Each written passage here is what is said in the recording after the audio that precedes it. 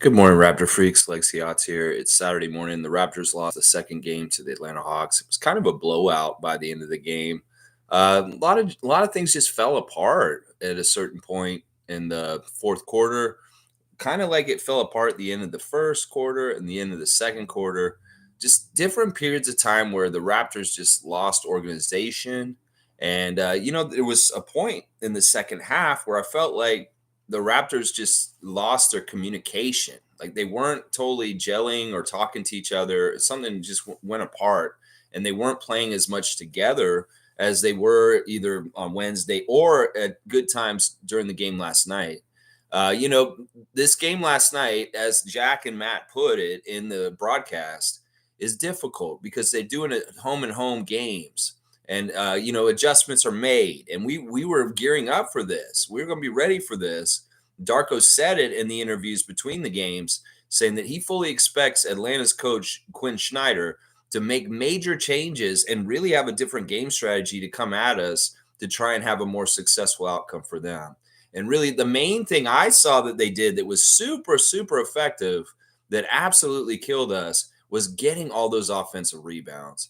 They allowed the Atlanta Hawks to get like 20 plus more shots than us over the whole course of the game. That's kind of what our signature was last year.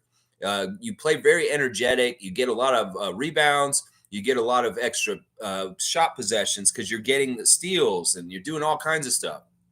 Well, that was kind of what Atlanta did to us last night. There was an adjustment with how aggressive they were to go get offensive boards, and it really paid off for them.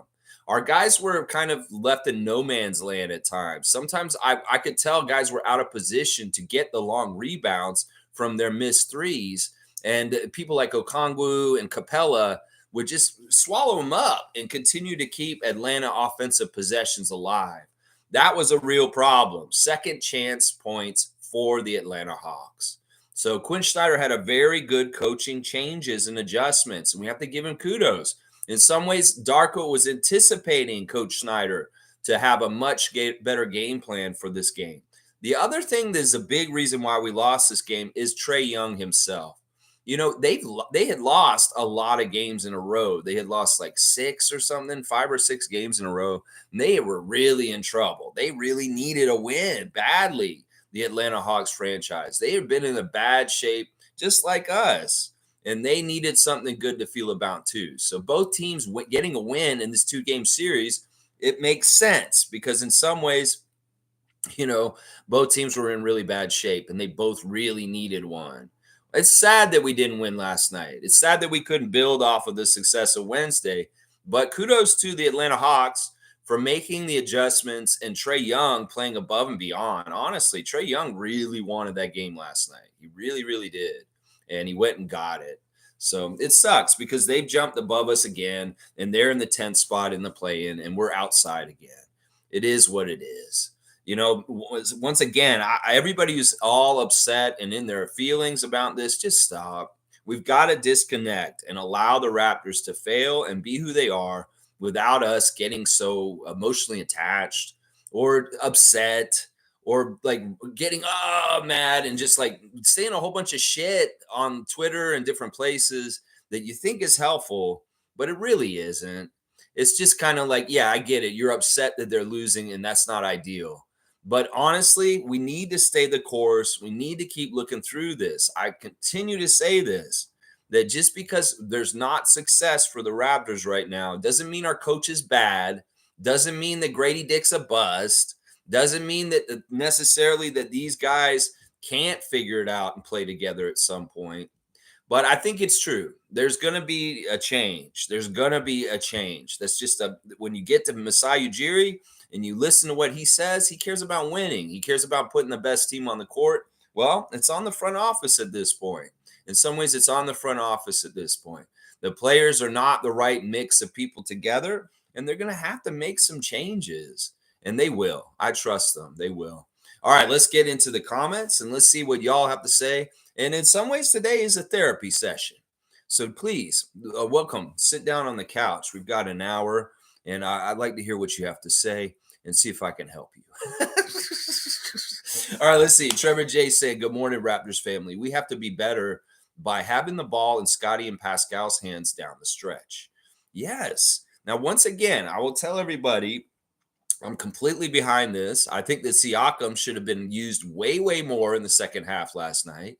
I think that in some ways Barnes needs to step up and be more alpha and say, I'm taking over this game and doing this and this and this. There's a lot that can be done. Pascal was not in the game until a certain stretch in the fourth quarter, and maybe he should have been in there a little earlier. And yeah, the numbers should have been called for them more often. One of the biggest differences between the Hawks and the Raptors last night is they had 6 players in double digits. And meanwhile, we only had like four players in double digits, and they weren't really that high scoring. We had one guy score 23, Scotty, and that's it. Nobody else got over 20 for us. And it was really kind of anemic scoring overall for the Raptors as a team. Meanwhile, the Hawks got 6 guys in double digits, a healthy, nice, robust sharing in the scoring burden from the Hawks side. So that's a big key. They were sharing it better and they were getting more people scoring. And nobody on our team was stepping up and doing it. And there's different reasons for each one. Different reasons for each one. Pascal maybe just didn't ever wake up in the second half. Scotty was not doing energy Scotty at the end of the game as much as he could have in some ways. You can't blame Dennis for being a ball hog, because in some ways he's shying away from touching the ball even at this point. It's really kind of sad how we blunted the great weapon of Dennis Schroeder with stupid, out-of-pocket, dumbass criticism around Raptors Nation.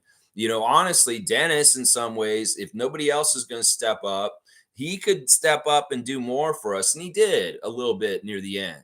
But it's not like he's going to get frowned upon if he tries to do too much by certain parts of the Raptors Nation, which is a shame, because honestly, he's the kind of person that can help us when we're in trouble, when Siakam's disappeared and Scotty is just not stepping up stronger. OG, same thing. OG really disappeared again last night.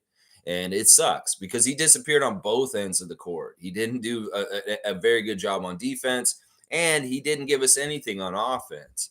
So, yeah, it sucks. I would have loved to have seen Siakam and Barnes do more down the stretch, just like Trae Young was doing for the other team coming down the other way. Trevor J's also saying we could not stop Trae. OG was off last night. No defense. Atlanta was doing what they wanted. For a smaller team, they out-hustled us because we didn't bring the energy. Yeah, in some ways, it was a 50-50 loose balls and getting the rebounds battle that we lost last night. And that's something that we usually win in historically, like last year and parts of this year. That's something that was a strength for us, is the energy and the hustle and just the grit to go and get steals and get the rebounds and out rebound the other team. We did not out rebound them last night. And yeah, Trae was very good. Trae was determined and he played very well, and he was playing off of Bogey very well. And Capella was very tough early. Capella early on established a lot of good stuff for them right away. And he's a matchup problem for us. I think he's a matchup problem for a lot of people in this league, though. So it's not like Capella is some. I mean, he's a problem. He's just a problem. The way he is as a player, he can be a problem for a lot of people. So yeah, Dana's here. Good morning, everyone. Good morning to you, Canadian Dana. Always good to see you. Trevor J saying Brunson. It's Brunson. You said Bronson in the Facebook chat too, and I'm like, who the fuck is Bronson? Are you talking about Charles Bronson? Death Wish. You're in New York too much.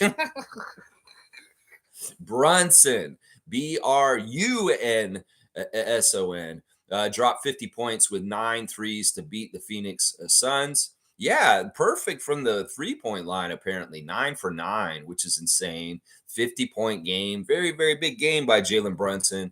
A lot of people singing his praises. Damon Stoudemire tweeting last night that I told y'all about Jalen Brunson. Y'all passed over him. And now you're going to pay, because I played with his dad, Rick, and I know how good Jalen is. I think he may have been taking a direct shot at the Celtics, honestly. You go, Mighty Mouse, original Roy of the Raptors. Yeah, I think he was taking a shot at them. Bradley Beal did get another injury last night. Well, what do you know? It's like water is wet. Bradley Beal is hurt. Yeah, that's just kind of how it is with him. I mean, he's had a long career. He's older. And in some ways, good job stealing money from Matasheba. Let's keep going. G's here. Good to see G. Always an intelligent, smart Raptors fan who has their head on straight here. His concern at this point is the defense. I think I'm with you on this. In some ways, Darko is more of an offensive coach than a defensive coach. And in some ways, the problems with the Raptors the last couple of years have been more centered around the offense. So in some ways, he's fixing some of the offensive stuff, but some of the defensive stuff has really slid in the last month or so of the NBA season for the Raptors. And that's a scary sign. And I'm with you on this. We need to rededicate ourselves, Raptors, to playing the highest level defense that we can. Once again, we have a team that's built with athletes and length. And in some ways, the whole reason why Bobby Masai want to build this team like this is so that y'all would be absolutely devastating on the defensive end. So if you're not fulfilling that promise with what your characteristics as a roster build, then we're in trouble. And all the negative naysayers and nitpickers and analyzers and people that are down on the team, they get more ammunition for their case as far as this team does not work because it doesn't fit together. That's the problem here, y'all. Y'all need to do this so that y'all can stay together. We know this, but also you can't lose that impressive Toronto Raptors defense that has been notorious around the league. In some ways, Nick Nurse leaving our team has made us less of a terroristic threat to the NBA. And that sucks. Other teams feel like maybe it's easier to play the Raptors because our defensive intensity is not like what it was last year with the way Nick had them running around. So it's a tough thing. And I'm with you on this, G. I'm more concerned about the defensive stuff too. I know the offensive stuff's a work in progress, and in some ways we never really had that consistently going yet. But the defense was at least something that we could bet on being consistent night in, night out to a certain degree. And that's not happening right now. No, it's not. Other teams are getting way too high scores quickly these days. In fact, in the game last night, let's see what the quarter scores were for them.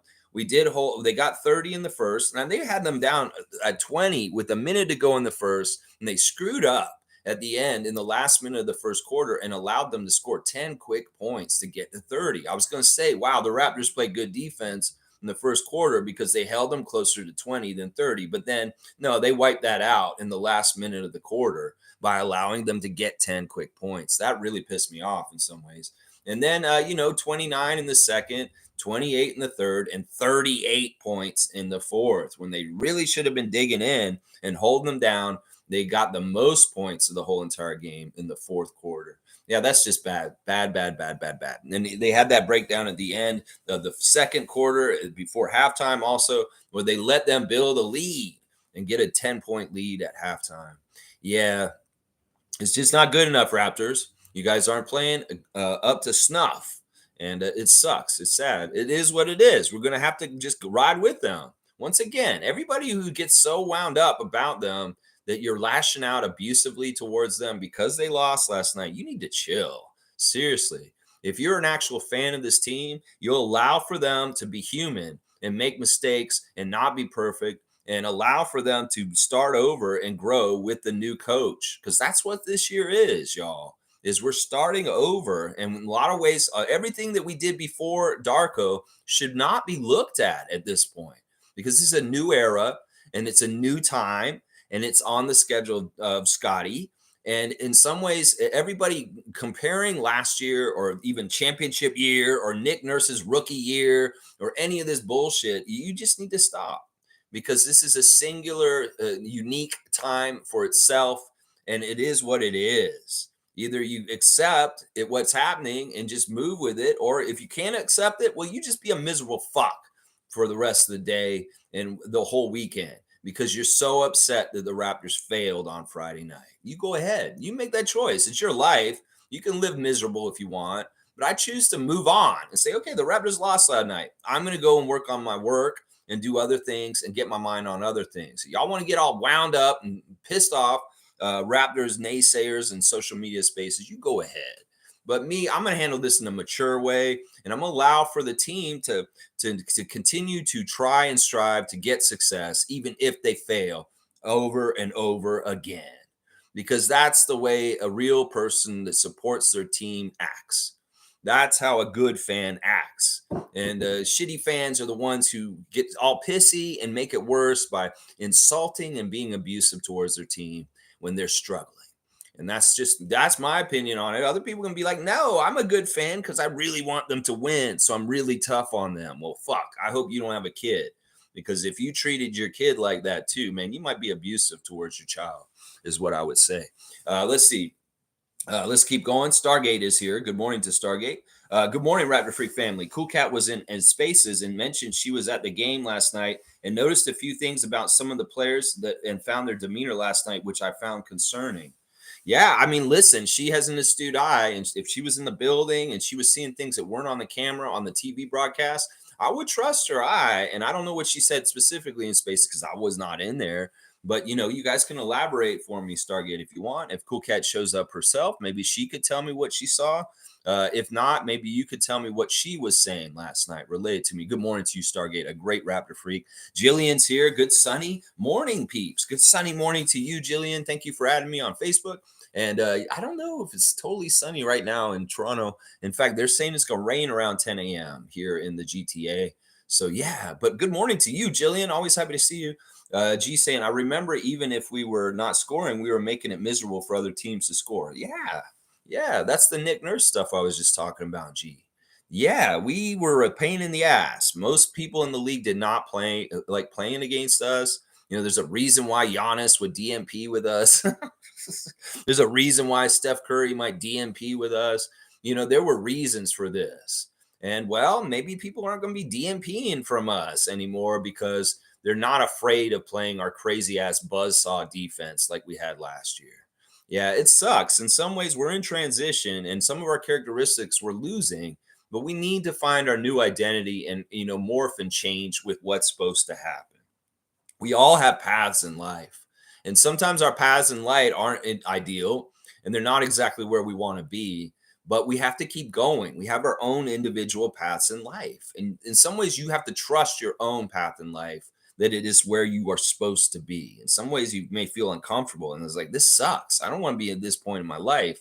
Well, everything passes and takes time, and sometimes you go through a difficult transition period in your life where things aren't totally clear and they're confusing and they suck and you're not happy, but you go get through it. And this is what this is. Everybody has a path that they're intended to be on, and you got to understand that you're there for a reason, because your future is down the road, and everything that happens is happening for a reason. So even if it's negative, it's bad, it's losing like the Raptors are going through, there's a path for them that they need to go down. There's a path for the Denver Nuggets that led them to a championship this year. So just let the Raptors have their path as a team, and we'll let you have your path as an individual in your own life. And hopefully you can accept your path and say, this is where I'm supposed to be right now. But if you can't, take the time to figure out if you can make changes and change it. That's what I would say. Yeah. In some ways, it's like we got to just hold our hands up in the air and hope that they can get it together and figure it out sooner than later. Now, if it happens later, I'm going to stick with them. And I'm going to listen. All the toxic stuff is going to come out. People are going to say all they want. I'm going to shut it all off. I'm not going to listen to it. If you're a positive person on Twitter, I still maybe follow you, but maybe there's not very many of y'all left that I'm actually listening to at this point. In fact, even Karthika of TSN with the stats turned very dark and gross and sad with her stat telling. I'm like, man, this is depressing, Karthika.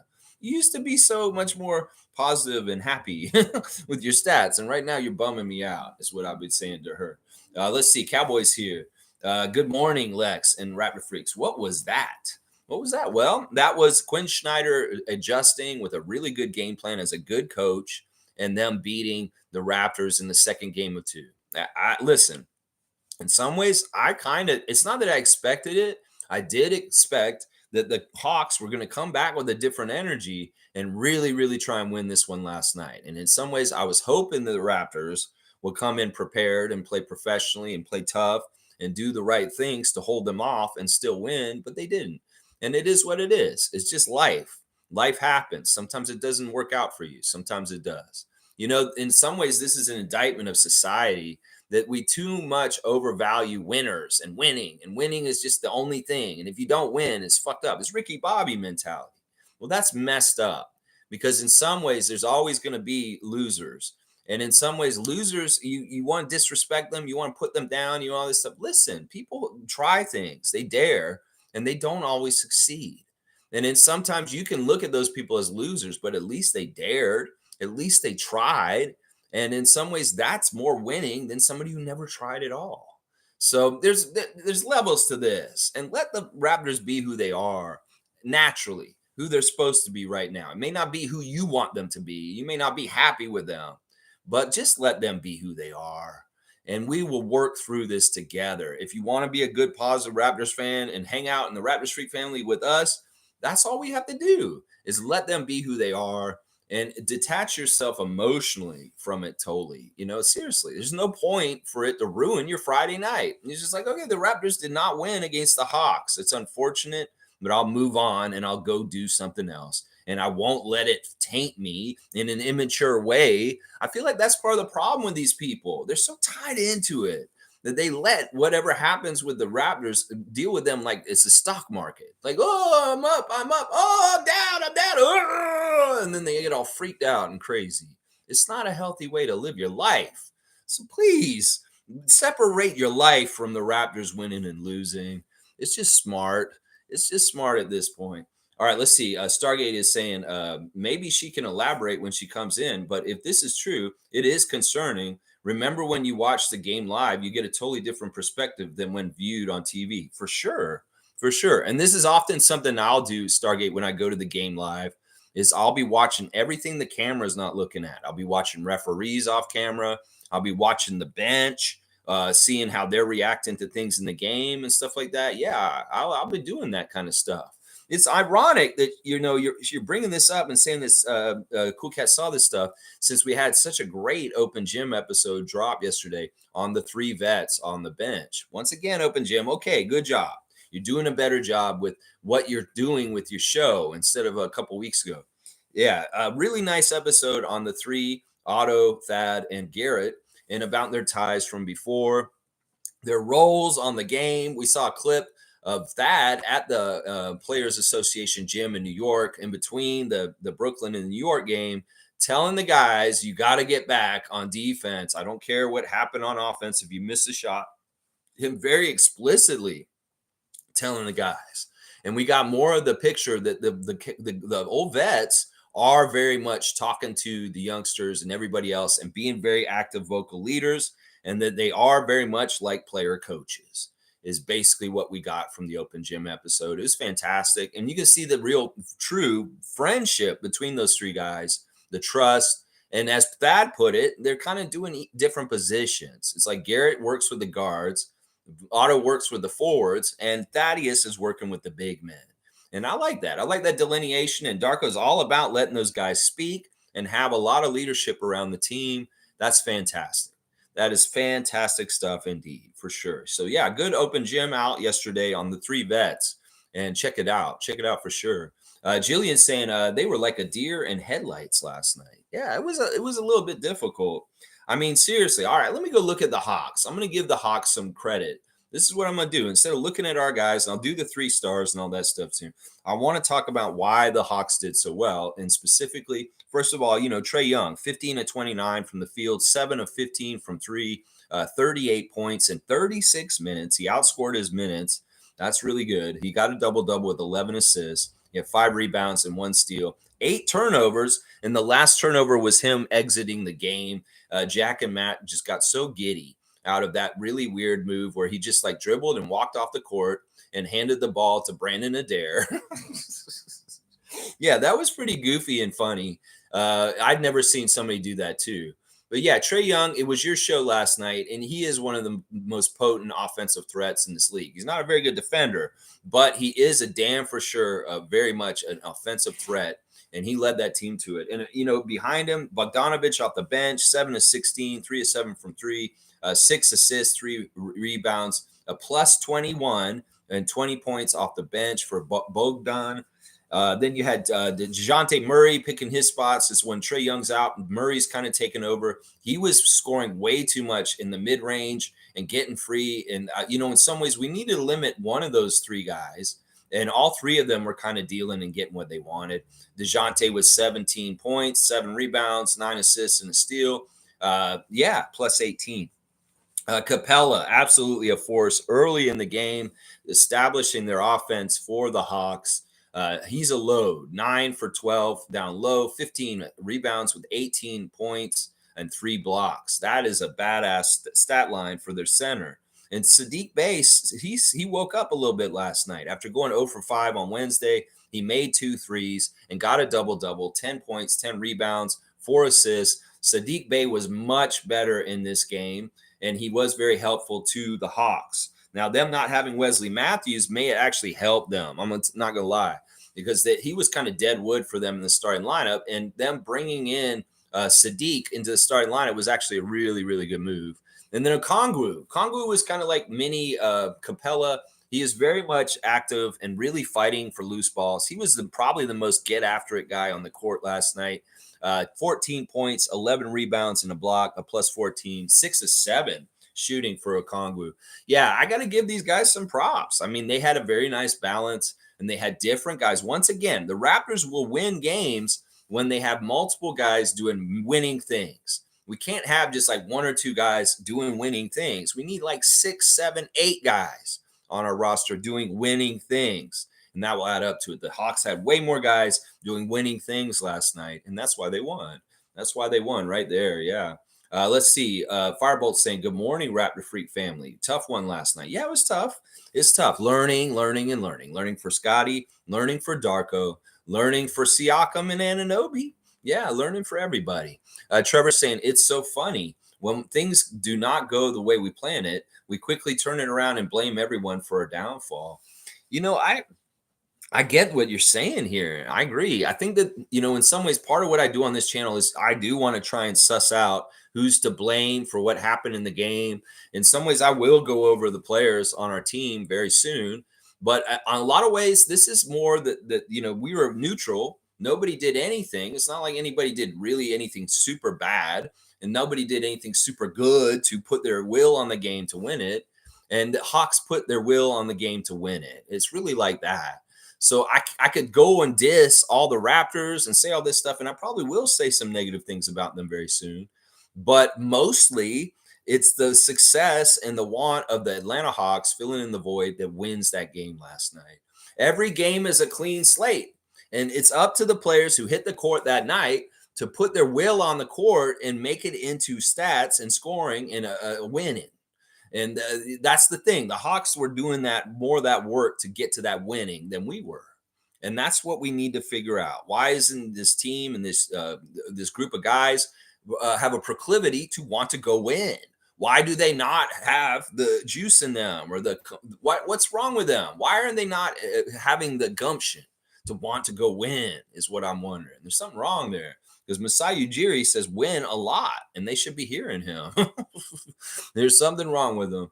Let's see. Jillian's wondering if OG was sick. You know what? Let's bring up.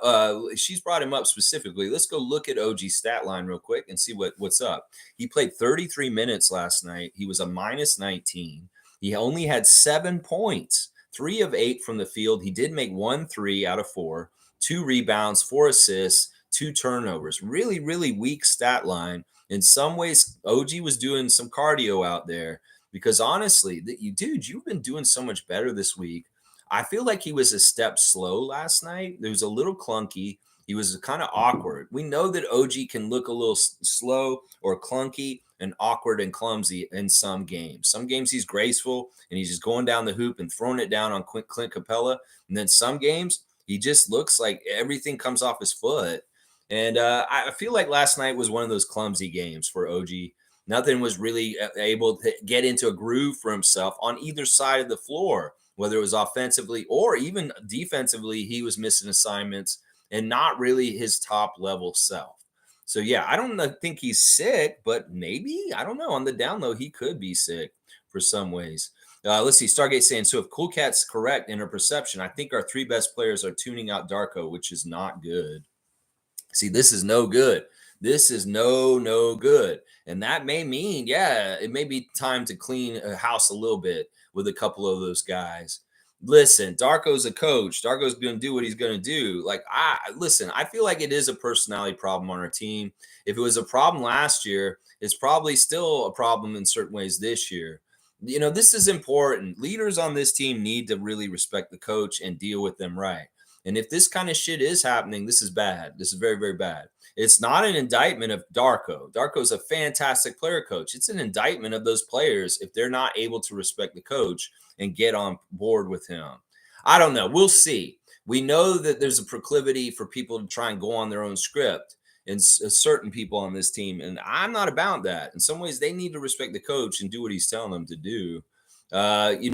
I don't know. We'll let if Cool Cat shows up and she wants to explain it herself, we'll see. But otherwise, I'm not going to read into this too much. I have a lot of faith in Coach Rajakovic to keep things together and to understand when he may be losing certain players. This is not going to look good for them, honestly, because Darko is one of the most people person friendly, warm player coaches in the league. And in some ways, if they can't listen to him or they're tuning him out too soon, that's a problem with those players. And then that makes me start thinking about Nick Nurse saying, good luck with those guys, is what I start thinking then. Yeah. Let's see. Jillian saying, no, Trevor, they did blame themselves. No, OG. No, OG. That's right. Yeah, I heard them after the game a little bit. Jakob doing an interview after the game, and Scotty, not really, like, it's just basically some of the same stuff they keep saying. We're confused about this. We're not getting this done correctly. I think we could have done this better. That kind of stuff. Let's see. Cowboys saying, I don't like trade talk, but we might need to go deep into this conversation. I know Scotty is untouchable, and hopefully Pascal. Hang on, it jumped while I was reading it. I know where it is though, because you put the little faces in there. I know, and hopefully Pascal and OG and Jakob stay, but everyone else. Well, in some ways, I think that maybe we do need to trade OG. I think at some point, like, look, OG's weird. He's an enigma. He's a weird guy. But at this point, I think he's the one we need to trade because I don't know what it is about him. Maybe he's a little too casual about certain things in certain ways. He's really a great defender and he does certain things at a high level. But in some ways, there's a fire in him that just doesn't burn the right way. I don't know. I'm really trying to be analytical about this. We know we're not moving Scott. And in some ways, we need to get people next to him that will inspire and bring better out of him to get him to a higher level of a player. And if Siakam and Anunoby are the two role models next to him, and they're kind of half-assed role models as far as like their get up and go night in and night out, that's not good habits for rubbing off on Scott. So in some ways, listen, I'm looking at it this way. Bobby and Masai know best whether certain people are not listening to Darko. Bobby and Masai know best whether certain people are continuing to be a problem as they were maybe last year. So hopefully the trade that's coming up will reflect that person leaving, whoever it is. I'm not going to pinpoint and say it's specifically one person for sure, but hopefully this is part of why the trade will be made, is because we're maybe getting somebody out of here that isn't being as professional as we need them to be to help us with winning. And we'll see. We'll have to see. I'm open to anything. And once again, I trust my front office to make the right move to make it happen the correct way. So we'll have to see. Jillian saying last year, Masai refused to trade anyone in December because it wasn't a good time. I've been saying for months that they need an additional OG. They need an additional OG. Well, in some ways, Scotty and Precious are additional OGs because they're the most like him in the rest of the league in a lot of ways. Like they are very like OG. All right, last year in December, the reason why Masai did not want to trade anyone is because in some ways things were so toxic at that time, and because things were so weird with Fred and what he should do that year, that they really did shy away from making trades because they didn't want to make things even more like confusing and toxic as far as like they were already looking over their shoulders and thinking somebody was going to get traded. So in some ways, it was maybe trying to buy some faith with them that like, no, we're telling you, we're not going to trade you guys. We're going to give you a chance to work it out with Nick and try and make it work. Now, if we think about at this time last year, it was a similar kind of thing, but maybe way worse. as far as how disconnected everybody was and not really clicking or seeing eye to eye in some ways. And that may have been part of the reason why he didn't want to do it right then. Some people say that the philosophy is you never make a decision, a big decision, when you're super, super happy or when you're super, super sad. That you make mistakes when you make the decision if you're in your emotions, either way. So I would say that maybe part of what Masai was about last year was because we were in such a bad place. He didn't want to make a trade out of desperation. Now, the difference between that and this year is he's premeditating making a trade from the start of the season because he's giving them a trial run. And there is probably going to be a trade this time. But last year it was mainly because he thought everything was going to be fine. They were going to work through things. There was an injury to Siakam, an injury to Achua, and it hurt us with a record. And everything was falling apart all of a sudden. And he didn't want to make a trade in reaction to all the really bad stuff around the team. Well, in some ways, I'll bet you he'll make a trade now because he premeditated it before things got really bad right now. So I could see him doing it. I could see him doing it. We'll see. We'll see. But it's not up to us when and what it is. It's going to be what they want it to be. Jimmy's here. Good to see Jimmy Pope, the Pope of positivity. Shaking my head. Two completely different teams last night versus the night we won. Yeah, yeah, some of it's personnel, some of it is just game plan. Some of it, once again, Darko called this. He knows that Quinn Snyder is a really good X's and O's and adjustment coach. In fact, that may be his strength is adjustments.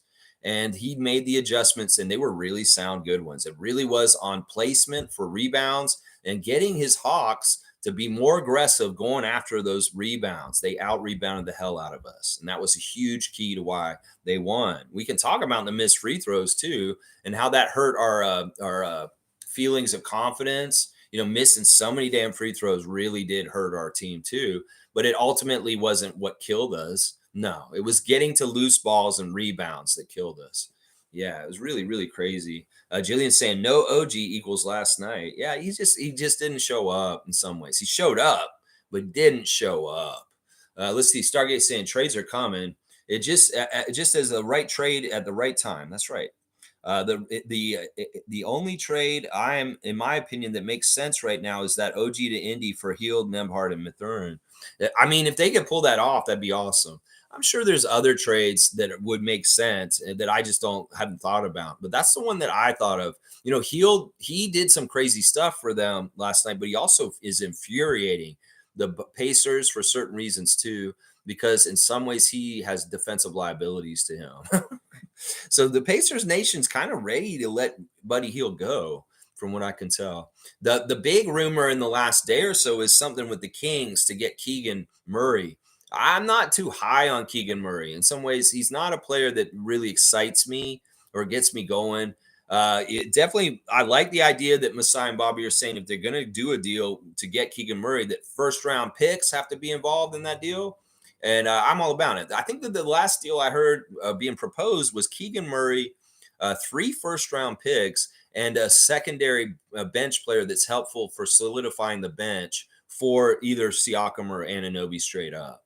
And in some ways, I don't know. That's the draft picks are enticing to a degree, but yeah, it doesn't really move me in some ways. That deal for Murray from the Kings, it doesn't move me personally. It's like, oh, okay, well, I mean, Murray may end up being very, very good, but I'm not that excited about him. I don't know. Let's see. Jimmy's saying Darko needs to show me more. I think he's really, really trying. And once again, I feel like part of the problem here is a similar problem that Nick had probably is it's like herding kittens. These guys do not, I don't know, in some ways, our Raptors are not being as professional as they need to be. And that is the root of the problem is that these guys are not treating the NBA like a professional job totally.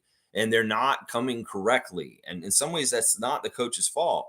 That's the players not coming consistent or being consistent kind of dependable people. That's one of the things. It's all the coach has to depend on these guys to be successful for his own success. And he can try and do all this and all that. But if the guys aren't giving their effort and they're just kind of half-assing things, well, we're fucked. And Darko will look bad for it. He'll look bad for it. Forgetful's here. It's been a little bit. Good to see you, Forgetful. Those who demand Nick for overplaying Fred can turn their ignorance on Idoka. Fred leads minutes played this year. Field Marshal Fred. Yeah, there's a lot of redemption for people that stood up for Fred and Nick right now in Raptors Nation, and a lot of people that were derisive and coming after Fred and Nick. In some ways, you hurt us. You really did. And that's why I don't like this toxic going after people. That's why when people are going after Dennis and Darko this year, I'm like, what the fuck? Did we not learn anything about Fred and Nick last year? And those guys are gone now. And you see that these guys weren't really the problem. We're seeing now that Nick Nurse's defense was super, super good and it was badass. And I valued Nick as our coach very heavily, but I knew that he had made a personal decision to leave us. And it was nothing we can do about that. That he had made a personal decision and a pact with Daryl Morey to rendezvous in Philadelphia. And he just needed to get rid of his Toronto job by kind of playing fucked up. And then Fred, everybody say what they want to say about Fred, but that man wins games. That man knows how to manage minutes at the end of games, and he's a good player. And he will always be a great Raptor legend. And I'll celebrate the hell out of him. All the slander about Fred last year, all the bullshit that people said about Fred, fuck you people that said that shit. I was standing up from pretty much the whole time. And in some ways, it's really a hollow victory to feel like, okay, we're right about Fred. Fred is a great player. He's kicking ass for the Rockets now. And honestly, everybody was saying the shit about Fred and Raptors Nation. You were all fucking wrong. Yeah, all y'all were wrong. He's better for Scotty if he had been around still with Scotty. He was not hurting Scotty. He was teaching Scotty how to win games. And in some ways, I can get really pissed about this. But once again, we all need to stay present and understand this is where we're at right now. We can't go back and change anything. And we just got to move forward. And that's part of it right there. We got to move forward. And we can't build anything new or great if people want to just keep coming in and tearing it down right away. Okay, Darko's coming in. He's trying to establish something. He's trying to build his house. And people are coming over and like pushing it over because they're like, yeah, you're not good enough already. Bam. Let the fucking man build his house and let him try and live in it for a little bit before y'all come and big bad wolves try and blow his house down. Because honestly, he needs time to establish things, and y'all are way too quick to tell me, oh, he's a shitty coach or he doesn't know what he's doing. That's bullshit. First of all, he knows what he's doing, and he's doing a good job in a lot of ways. If you're really a trained eye and understand NBA and NBA coaching, so it's a crazy situation. Redemption for Fred lovers and people that stood up for Fred and Nick from last year, because it is very apparent that they were a huge part of our winning here, both of them. Let's see. Wayne is saying, hey, freaks, it is what it is. Exactly. Wayne's right. Energy was missing from the tip off. Please don't give credence about Darko losing the guys. It's not true. We play at like a number 11 team. We play like a number 11 team. Yeah, we're 400. We have won 10 games out of 25, lost 15 games. We could be way worse. We could be a 300 team. We could be a 200 team. We're a 400 team, and we still have a lot of chances for this whole entire long year to get somewhere. So let's do it in spite of negative, toxic fans just being negative ninnies. I think we can still do this. And I think Wayne's right. I think that it may have seemed like they may have checked out last night on one night, but I'll bet you Darko's very up on this shit. And he's not the kind of coach that'll let this kind of fester and like get worse and worse and more toxic. He's going to head it off right away. And if he feels like he's got connections slipping with particular players on this team, well, he's going to double down and make sure that connection's even better than ever. So I could see that. I could very much see that. Him going in and fixing this stuff, being proactive. Because honestly, that's all he can do is to try and get through to these guys and get them on the right page. And he's a people person. I believe he has the ability to do this. If anybody's kind of wandered off and they're not totally with him, he will rein them back in. Trust me. And he'll be proactive about it. Nick wasn't. Nick is not a people person. He's not very good at when things start going like this. He's not coming to try and heal and bring things back. Darko will. Watch. Darko will. G saying forgetful.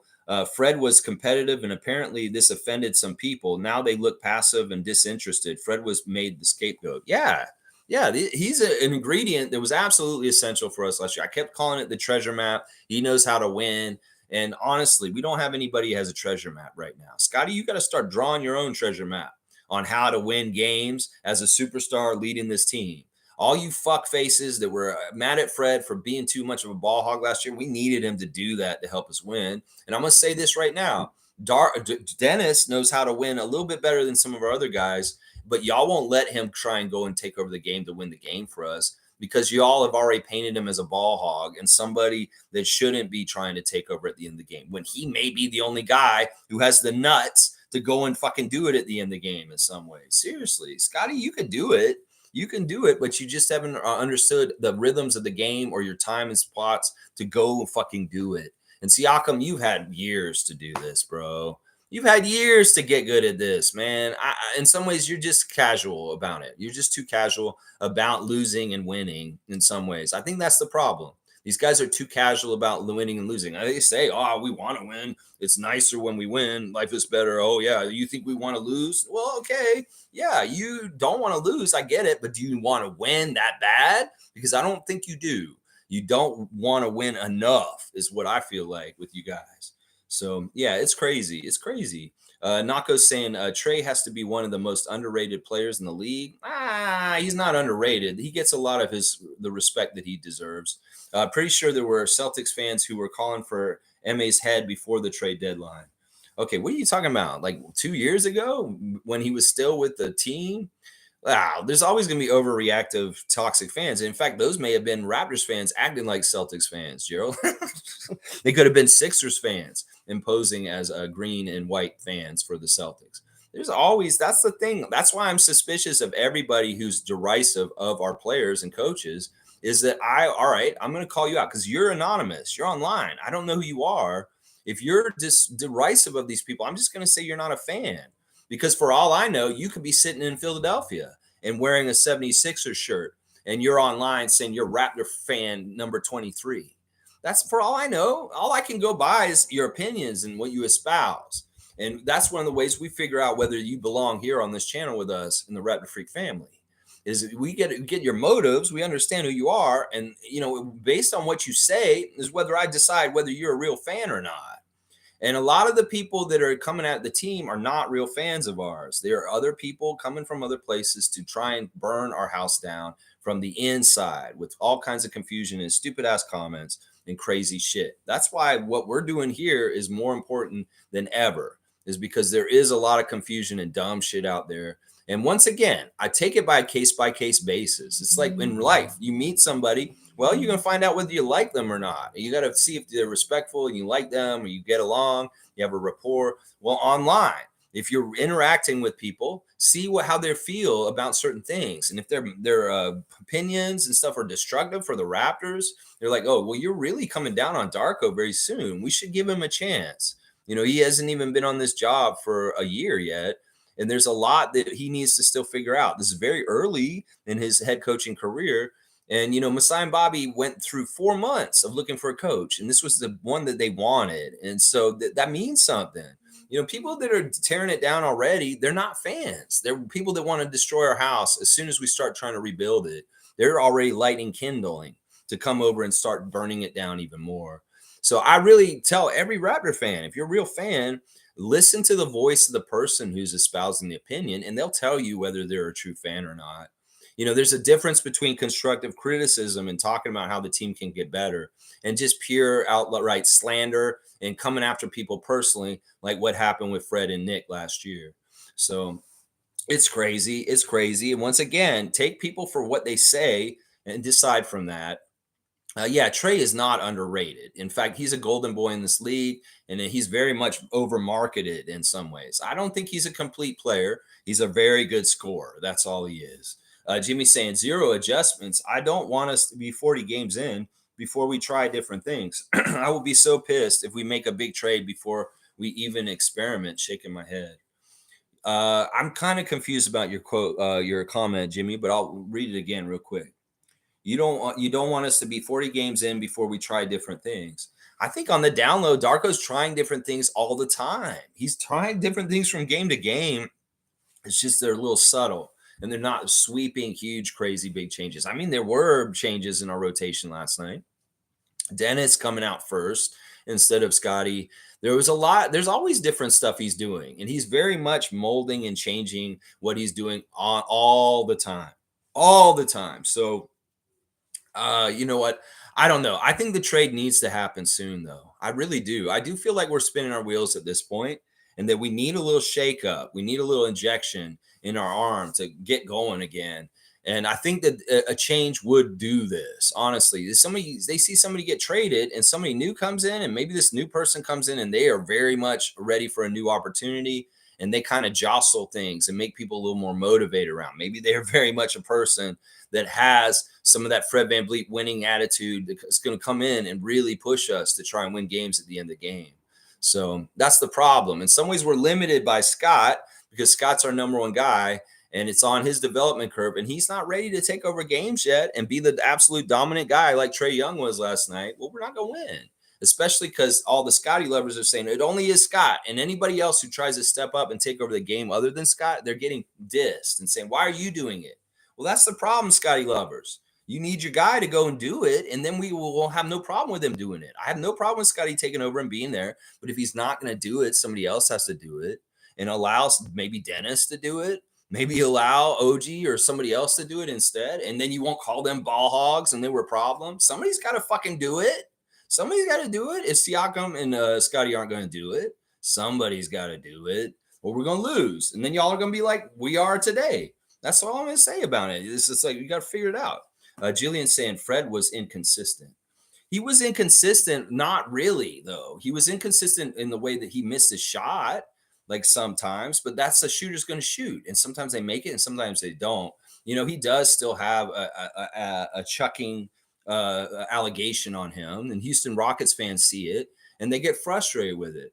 But there's, two sides of the coin. That's part of the plus and the minus you get. It's like each player has pluses and minuses. The pluses with Fred is that he's a winner, that he knows how to win games, but some games he's going to fail at winning games. And those games you'll come down on him and tell him he sucks, he's inefficient, he's not a good shooter. Sure, on that night he wasn't because he wasn't successful and he lost.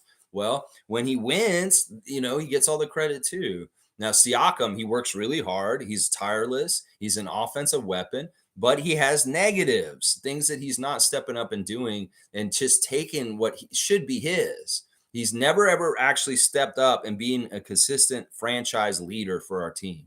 And in some ways, that's annoyed the hell out of me over the last few years. And I feel like that is part of what's limited us and our potential to be as good as possible, is that Siakam is just not alpha enough to take over and be that guy night in, night out. So then you got Scott. And then Scott's got his pluses and negatives also. He's got an unlimited potential, an amazing skills, but he may have a problem with not listening to authority. There's pluses and negatives to every single player in this league.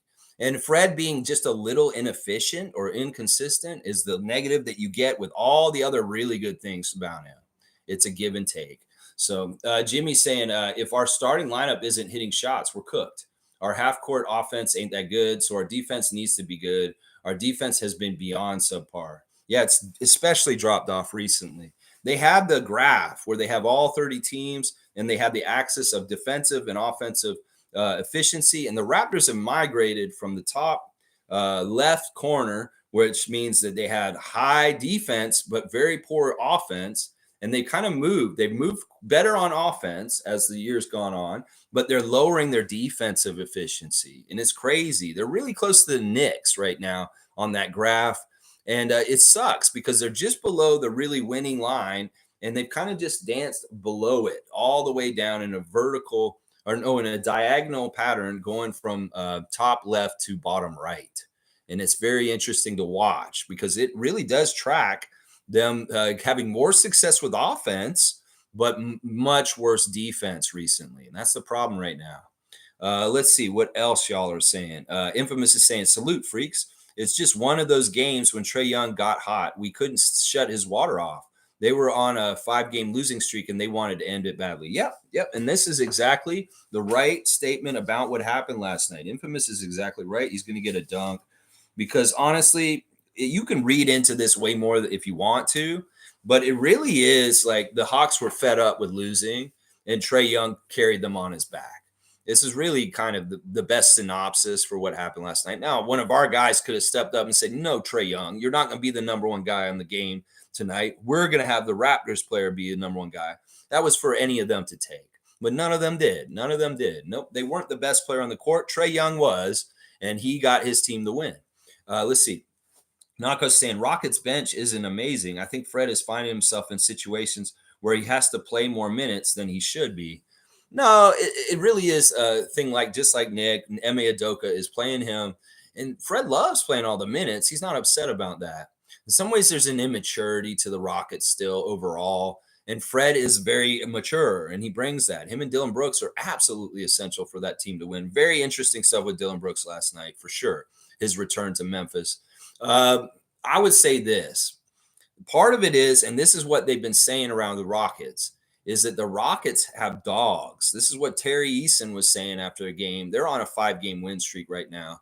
And that maybe one of the things that Fred enjoys about playing for the Rockets over the Raptors is that these guys are a little bit more up for winning. They've been losing a lot of years in Houston, and they're ready to start winning now. And some of these young guys are very hungry to win, and they have more natural dog tendencies than some of the Raptors that Fred was playing with last year. So I would say that Fred's probably very happy playing with the Rockets because he may be playing with teammates that are getting up and matching his level of intensity to try and win, where he may not have had that last year with us. And I hate saying that, but I feel like it is a problem with our main three guys. They each of those three have a different problem with not totally getting this right. Now, Scotty there's a lot of opportunity and chance for him to change this. And I think he will. I think naturally it's going to change for Scott. But in some ways with Anunoby and Siakam, they're not going to get any more gumption than they've already had at this point. They really aren't. I don't see it. See, I've been crying out for Siakam to get to the next level, and he scratches it. He kind of shows signs. He's so close, but it's just not consistently there. It's not there night in, night out. And one night he can be the top player on the court, and then another night he's just average and ordinary, and he's basically like a role player on the Raptors instead of the top player on the team. And that's a problem right there. G saying Fred is a winner. It's not was a winner. He is a winner. Top 4 in pick and roll with Yak, and now Sengun was top 4 in assists and still was top 7 in steals. Forced turnovers and deflections. People focus on his field goal percentage, but he shoots 40% from 3. Yeah. Honestly, I can't deride Fred. Seriously, he's been a Raptors legend this whole time, and I was disappointed in the way that our fan nation turned on him last year. Very, very disappointed, and was trying to fight the good fight in his behest the whole time last year. It's very consistent last year. You can go watch me for most of my streams last year. I was standing up for Freddie against all the fucking Fred hate, and it pissed me off. And we see this is how it is now, Raptors fans. You guys want to chase everybody good out of our team? Well, fuck, we're never going to get anywhere. You're going to put us right in the bottom of the league with Detroit Pistons by the time y'all are done with your stupid ass shit. Yeah. Jimmy's saying, I don't know what happened to the communication that we had the last game.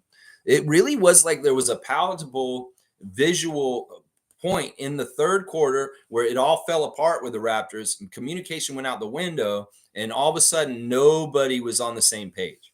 And it really didn't get back on track for the whole end of the game. It is scary. In some ways, it was shades of some of the stuff from last year. And that's why Darko's got to fix it. This is why you were hired, Darko. You can fix something that Nick couldn't fix. And I believe he will. And this weekend, he's got some time to do it. They may be giving the guys a day off today, a family day, and they'll go hit back to it tomorrow on Sunday. So, yeah. Let's see. Monique is saying here, good morning, superfan Monique Lawrence. Good morning, Raptor Freak family. Got to be better. I said it yesterday. We got to turn off Trae's water. We didn't. Yeah, you did say that. That was a key to the game, and that key to the game did not get accomplished. And that's unfortunate. I know you were there at the game. You saw it up close. The show that Trae put on. A lot of those shots he hit were from way out there. That one shot he hit at the logo, he pointed at it after. We said, he pointed at the ground. So that's where I shot it from. He's a weird guy. In some ways, I admire him for his very incredible range. But in some ways, he infuriates me as a player because in some ways he symbolizes why I hate the NBA today. He really does symbolize part of the reason why I hate the NBA right now. Let's see. I do actually hate the NBA overall right now. I love the Raptors and I love basketball, but I don't like the NBA product. I think it's garbage. And I really do feel like the league is moving in the wrong directions in certain ways. Darko the other day in his press conference saying, yeah, there's no defense in the league right now, but I still feel like it's a good product and people love it and the league's moving the right way. Are you saying that just because you have to? Are you saying that because you have to? I'm wondering about that. Jimmy's saying, I think we were like 15 and 11 after the Jakob trade. It's a shame we didn't get a full season together with that squad. Shaking my head. Yeah, it is what it is. I mean, we got a lot of things that are a shame. It's a shame that, Kawhi didn't decide to come back. It's a shame that we had to go down to Tampa and fuck up our franchise for a season. It's a shame that the Giannis sweepstakes didn't work out. It's a shame that Fred VanVleet took $43 million a year to go play for Houston. It's a shame that Nick Nurse sabotaged his coaching career in Toronto just so he could go coach the Sixers. There's a lot of shames in recent years. And people will say, oh, this, and this. It's not the front office fault. There's a lot of shit that's been happening that's just not good for our team, and it's out of their control. To a degree, a lot of this stuff is totally out of their control. I wish I could have seen more Fred with Jakob this season. Sure. Yeah, I wish I could have too. Jillian saying, gee, I wanted Fred to stay despite his inconsistencies. Yeah, I wanted him to stay too. It's just the price was way too high. And if we were paying him the amount that the Rockets are paying him, it would be a problem. So it all worked out the way it's supposed to. It's just that we're seeing the difference. We're seeing the difference of what he makes for the Rockets and the difference of what we lack without him on our team. And that sucks. In some ways, we do need Dennis to be allowed to be a little bit like Fred last year. As much as people hate that, fucking dumb people that don't fucking understand how to win basketball games. We need Dennis to have utmost confidence and a green light to shoot. And you see when he's tethered and he's not able to do that, he has a game like last night where he only scores 6 points and he only gets to shoot 7 times. That's not good, y'all. I'm telling y'all think that's right, but that's not good. We need Dennis to carry more for us, especially if the other guys on our team are going to disappear and not show up and try and make big shots late. In fact, Dennis, at some points in the fourth quarter, was like, if nobody else is going to do it, I'm going to drive in and take layups and keep us going in the game. And in some ways, I thank him for that. He's trying to do an impossible job. He can't please Raptors Nation. And in some ways, how does he walk this line between trying to do things to help the team and not look like he's too selfish? You bullshit artist motherfuckers online talking all this shit about Dennis and taking him out of being the ultimate badass FIBA MVP Dennis that came in the season. Look at what y'all did. That man can barely score right now because he's looking over his shoulder, wondering if he's getting painted as being selfish. Fuck y'all for doing that. It's the same shit y'all did to Fred last year. And it's wrong. It's wrong. That's what I'm telling you. Yeah. Let's see. Cowboys saying Koloko not playing is really hurting us. Come on, Koloko, get it better. I mean, that would help, but it's not really, really hurting us in some ways. But I agree. We need to get Koloko back. I don't know if that would have helped us totally. I don't know. In some ways, I have no idea where Koloko is with his development. I've not seen him in action since last April or maybe even March. And I have no idea where he is with his game. And in some ways, I'm like, what the fuck is this? Like, are you casual about this, Koloko? Come on, come back. Get your shit healthy and fucking come back. I don't know. In some ways, you're putting an overimportance on him. I mean, he could help for sure. I agree. But it's not the reason why we're in the way we are right now. G saying he's gone now, but it shows that blaming one person for everything isn't right. There were always more factors to why teams don't win. Yes, and yes, all around. G, I agree. Infamous is saying Darko spilled a bit in the post game. He experimented with lineups, which I believe will continue up until the All-Star break. In the second half, we will see a different team. Book it. I love that prediction. I hope you're right, Infamous. I just want to see him continue to try and tinker and do different things to get better results. That's all an NBA coach wants to do, is to improve his team to get better and better day in and day out and hopefully get better results with wins on the court. And that is what he's doing. That's all that matters right now. That's all that matters. Nobody's individual accolades. It's about getting the team to win again. I mean, if there's development while it's happening, that is important too. Jimmy's saying Dennis is a great player, but he doesn't fit with our stars. He's been good, but he's not the optimal fit. But I still think we could win games with him. Always a way to win. I think that this is bullshit that people are putting out right now. In some ways, it's just this muddy things and make things weird. It's David Thorpe shit. I think Dennis is the kind of player he can play on any team with anybody. And I think that people saying this player can't play with this player is just horse shit. Every player in the league can figure out how to play with every other player in the league. It's just whether they're willing to or whether they fucking can make it click in the right ways. In some ways, it just makes adjustment. Dennis is such an unassuming, giving person that he can meld himself. It's just like Siakam. Siakam can play with any player in the league. Scotty should be able to play with any player in the league. That's why I'm sick of the whole tropes of saying that people don't fit on this team. Jakob doesn't fit on this team. Dennis doesn't fit on this team. Who the fuck are you to say that they don't fit on this team? When you have all-around players like Scotty Barnes, OG Anunoby, and Pascal Siakam, they are the players that should be saying, I can play with any player in this league and fit with them. So if there's a problem with people fitting in on this team, it's not the point guard or the center. It's the all-around versatile players that should be able to fit with every single fucking player in this league.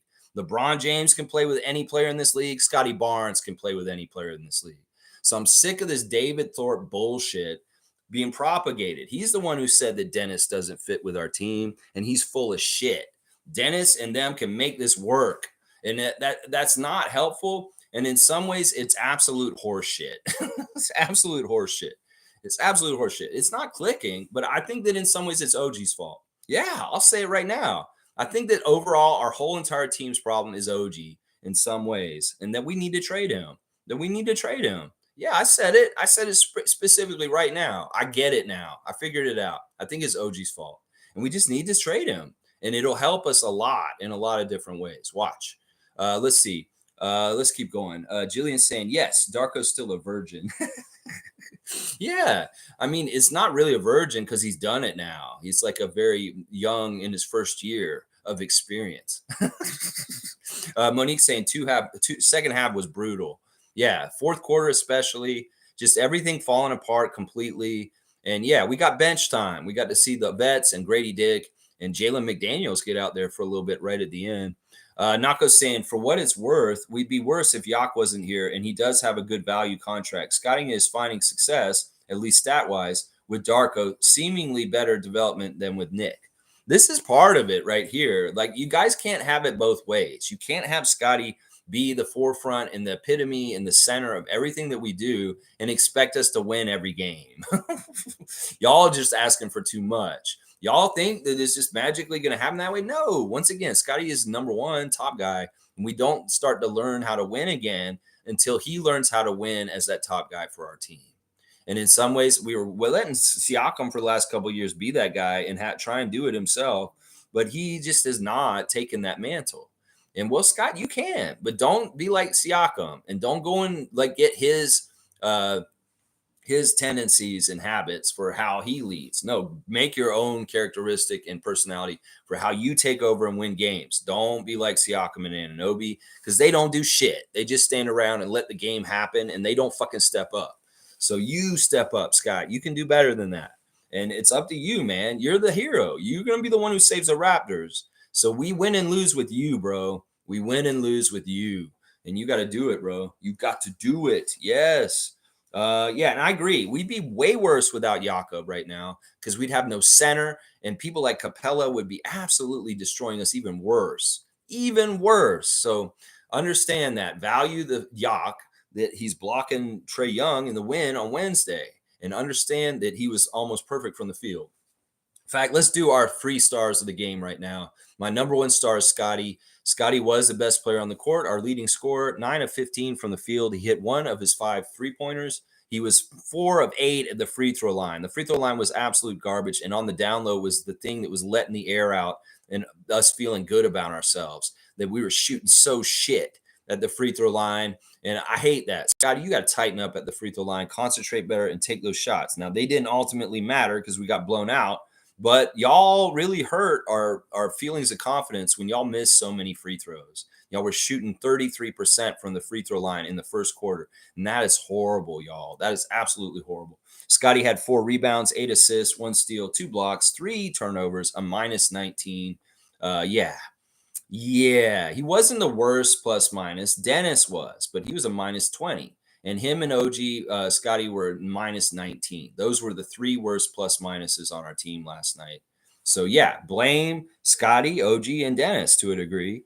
Yeah, but Scotty is my number one star. 9 of 15 is great shooting. I love that he was going inside. I love the Kawhi moves. Once again, I'm right as far as he shouldn't be a point guard. He needs to go down near the basket and just put those big shots in. We saw the shooters bounce, and one of the shots where it bounced up around just like Kawhi, and it fell through. Yeah, he's overpowering down there, and we would be dumb not to mine that gold in the future. So that's why that man should be playing a forward position in the post and not necessarily being the point guard distributing to the other guys on his team that can't shoot. Does that make any sense? If he can shoot the best, he should be taking the shots. And we saw Kawhi Barnes last night. So let's keep seeing Kawhi Barnes, is what I would like to see. Yeah, my second star of the game is Jakob Poeltl. Poeltl was fantastic. He was perfect from the field, 7 of 7, 8 rebounds, 2 steals, 1 block, 3 turnovers, 4 fouls, a minus 12 with 15 points.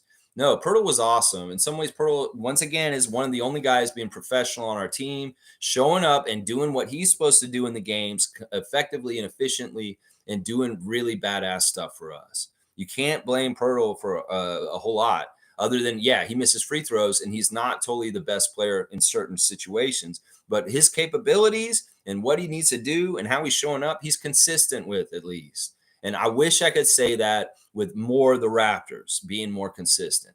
Poeltl is the most pro guy on this team. In some ways, Dennis is second. Those two guys are guys showing up and being professional. The third star of the game is off the bench, and it's Malachi, guys. I'm going to give Malachi the third star for having a very productive, good game off the bench. 3 of 4 from the field, made both of his 3-point attempts. 3 of 4 from the free throw line, 4 rebounds, 1 assist, 1 block. -3 with 11 points.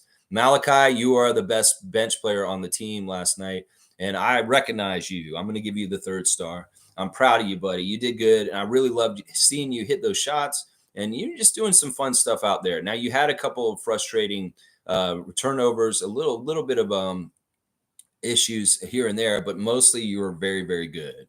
But that's the thing. Like I said, we had 4 guys in double digits, and meanwhile, the Hawks had 6 guys in double digits. Their top scorer at 38, our top scorer at 23, their second scorer at 20, our second scorer at 15. So, yeah, we're getting outscored and outplayed as a team overall. And guys got to step up and take the challenge and beat the other team, their counterparts. Not happening last night. It's too bad. There's your 3 stars of the game: Scotty, Jakob, and Malachi. Yeah, it was awesome. The stuff that Malachi was doing last night. He made me happy. He made me happy last night. All right, let's see. Jillian saying infamous. I can't wait to see the progress. Me too. We're gonna see it. It's happening. Honestly, you can see it, Jillian. It's just not adding up to winning right now. The progress is there, and every single time they play, it's just you got to really pay close attention and see how they're changing it. This league is so hard at this point. These teams are good, and we're one of the worst teams. Not one of the worst teams. We're one of the middle teams in the league. We're not exactly in the topper echelon of really good teams at this point. So in some ways, it's going to be harder for us because we are more like the Washington Wizards and the Detroit Pistons than we are the Celtics and the Sixers right now. So every opponent is going to be a very, very hard, difficult challenge, and we've got to beat them. Charlotte, last year, I would have said this is a good, easy game. We could probably win, but not this year. We're going to play Charlotte on Monday, and I wish I could say it's a slam dunk win for us, but that's just not where we're at with our team and what's going on with us. So, yeah, Cowboys saying true, Jillian. Believe in him. We're still going to the playoffs. Believe in Darko. That's right. Believe in Darko. Jillian saying, yes, Canadian Cowboy. I still feel we'll make it. There's still so much time in the season. We're just like over a quarter of the season. A quarter. There's so much more of the season to go. And people they way too much overreact in Raptors fan nation. They really do. Cowboy wants an alley-oop for Infamous. I like that. Infamous has been a really good voice of reason in the last week or so, and I appreciate you recognizing him. Infamous is saying good morning to Jillian, and Cowboys saying Noel needs a chance. I like that. I would love to see these guys get a chance. Jimmy saying no one in my eyes is free from criticism. I agree with this too. I think that they all have different things. Like I could criticize Jakob for not guarding Clint Capella as well as he could, because Clint Capella kind of does own him and has his number in certain ways, But yeah, we can criticize all of them. They definitely need it. Some of them. Cowboys saying, "Oh, we will, we will criticize them. Oh, we will." Trevor saying, "It's only so many times you can be knocked down before you get up and start fighting again." Well, that's what Siakam was saying the other day, that he feels like a prize fighter has got knocked down a couple times, but he's going to keep getting back up. And that's what we hope for from him. They're not going to give up. It's a long season. They're going to get paid and they need to play these games. It's just how much they want it. In some ways, I question about how much these guys want it. That's what worries me. Jillian saying, Lex, too easy for people to keep forgetting that we won 2 days ago. That's what I'm saying. They really live with the moment. And they're like, oh, we lost. So as long as we're winning, they're all happy. But if we had a loss the last time, then they're very much, just shit, acting like crap. Cowboys saying, let's go. Yeah, that's right. And he's also saying the Raptors are just in growing pains. That's right. That's exactly right. Cowboy is right. Infamous saying Darko's in a tough spot. He has to win and develop players at the same time. Not an easy thing to do. But I believe, like he's mentioned numerous times, the second half is where we will take off. Yeah. And I could see that. I could honestly see that. I think that part of it is we're going to do way better when we play Western teams. I really do feel like that. When we get out West in January, those games may go way better than people expect. When we go to places like Crypto and, Utah and Memphis, there's a lot of teams on the other side that we could steal wins against, even teams that are higher up in the standings in the West. We could beat Golden State. We could beat a lot of teams over there. In some ways, the East is stronger than the West right now on the down low. The Eastern Conference has like two people that are getting beat up real bad, Washington and Detroit. But overall, most of the teams are above 500 in the East, and they're difficult to play against. You look at the Atlantic Division and look at where we're at. With our record in the old Atlantic Division, we might have been third in the Atlantic Division, and there'd be two teams submarine and below us. That's not the case anymore. The Atlantic Division teams are built up and playing better. And, we're at the bottom with a 10-15 record. That may have been in the middle of the Atlantic Division 4 or 5 years ago. So it's trending.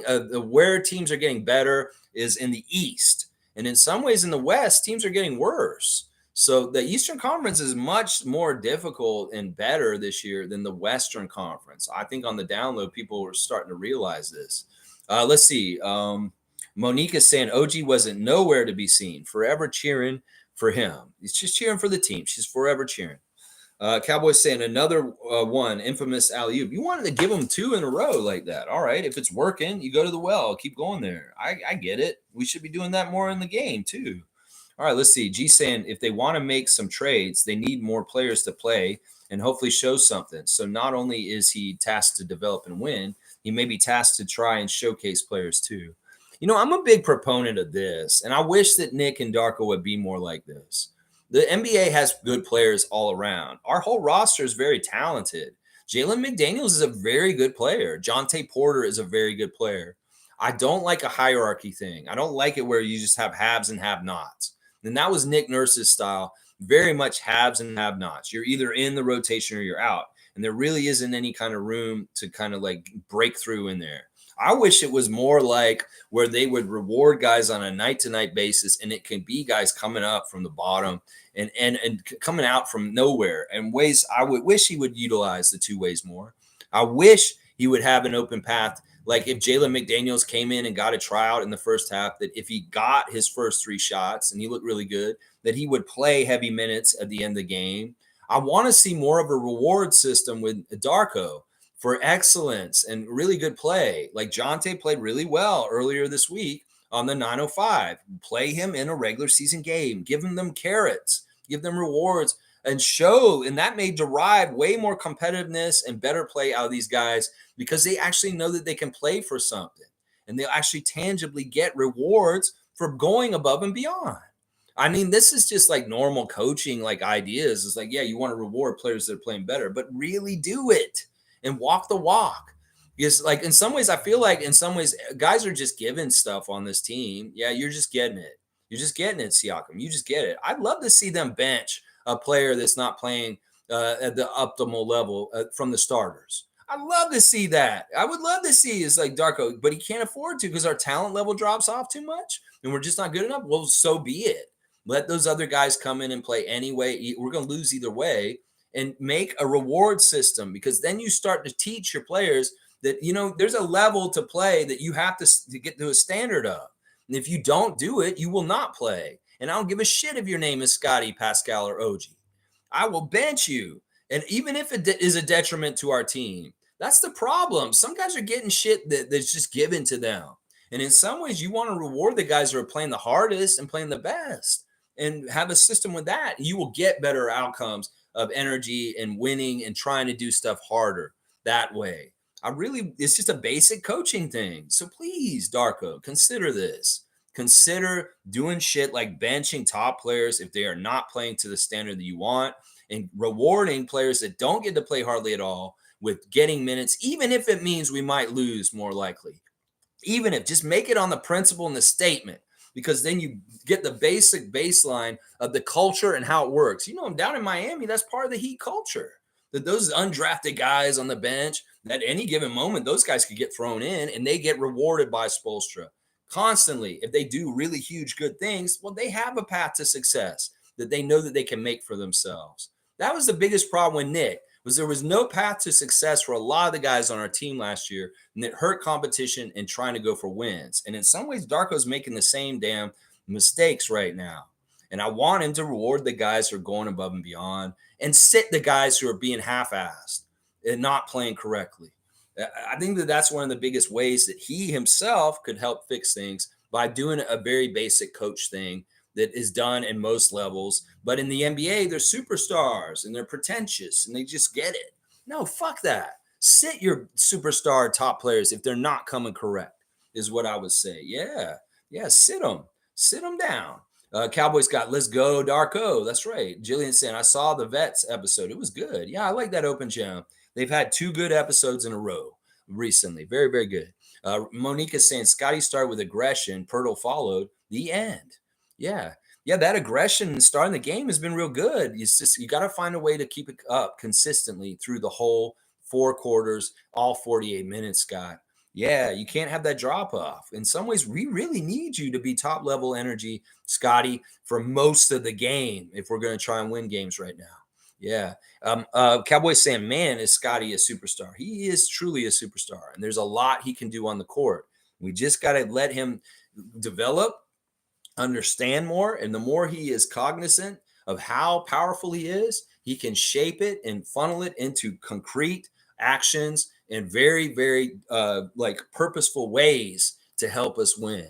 And that's the thing. He's way better this year than he was last year, and he's understanding more and more. And that's part of the development curve with him, is he's going to grow into his big britches more and more, where he can be like that guy, and I just take over and dominate this game in different aspects: offensively, defensively, rebounding, block shots, making threes, going down low in the post, making Kawhi shots.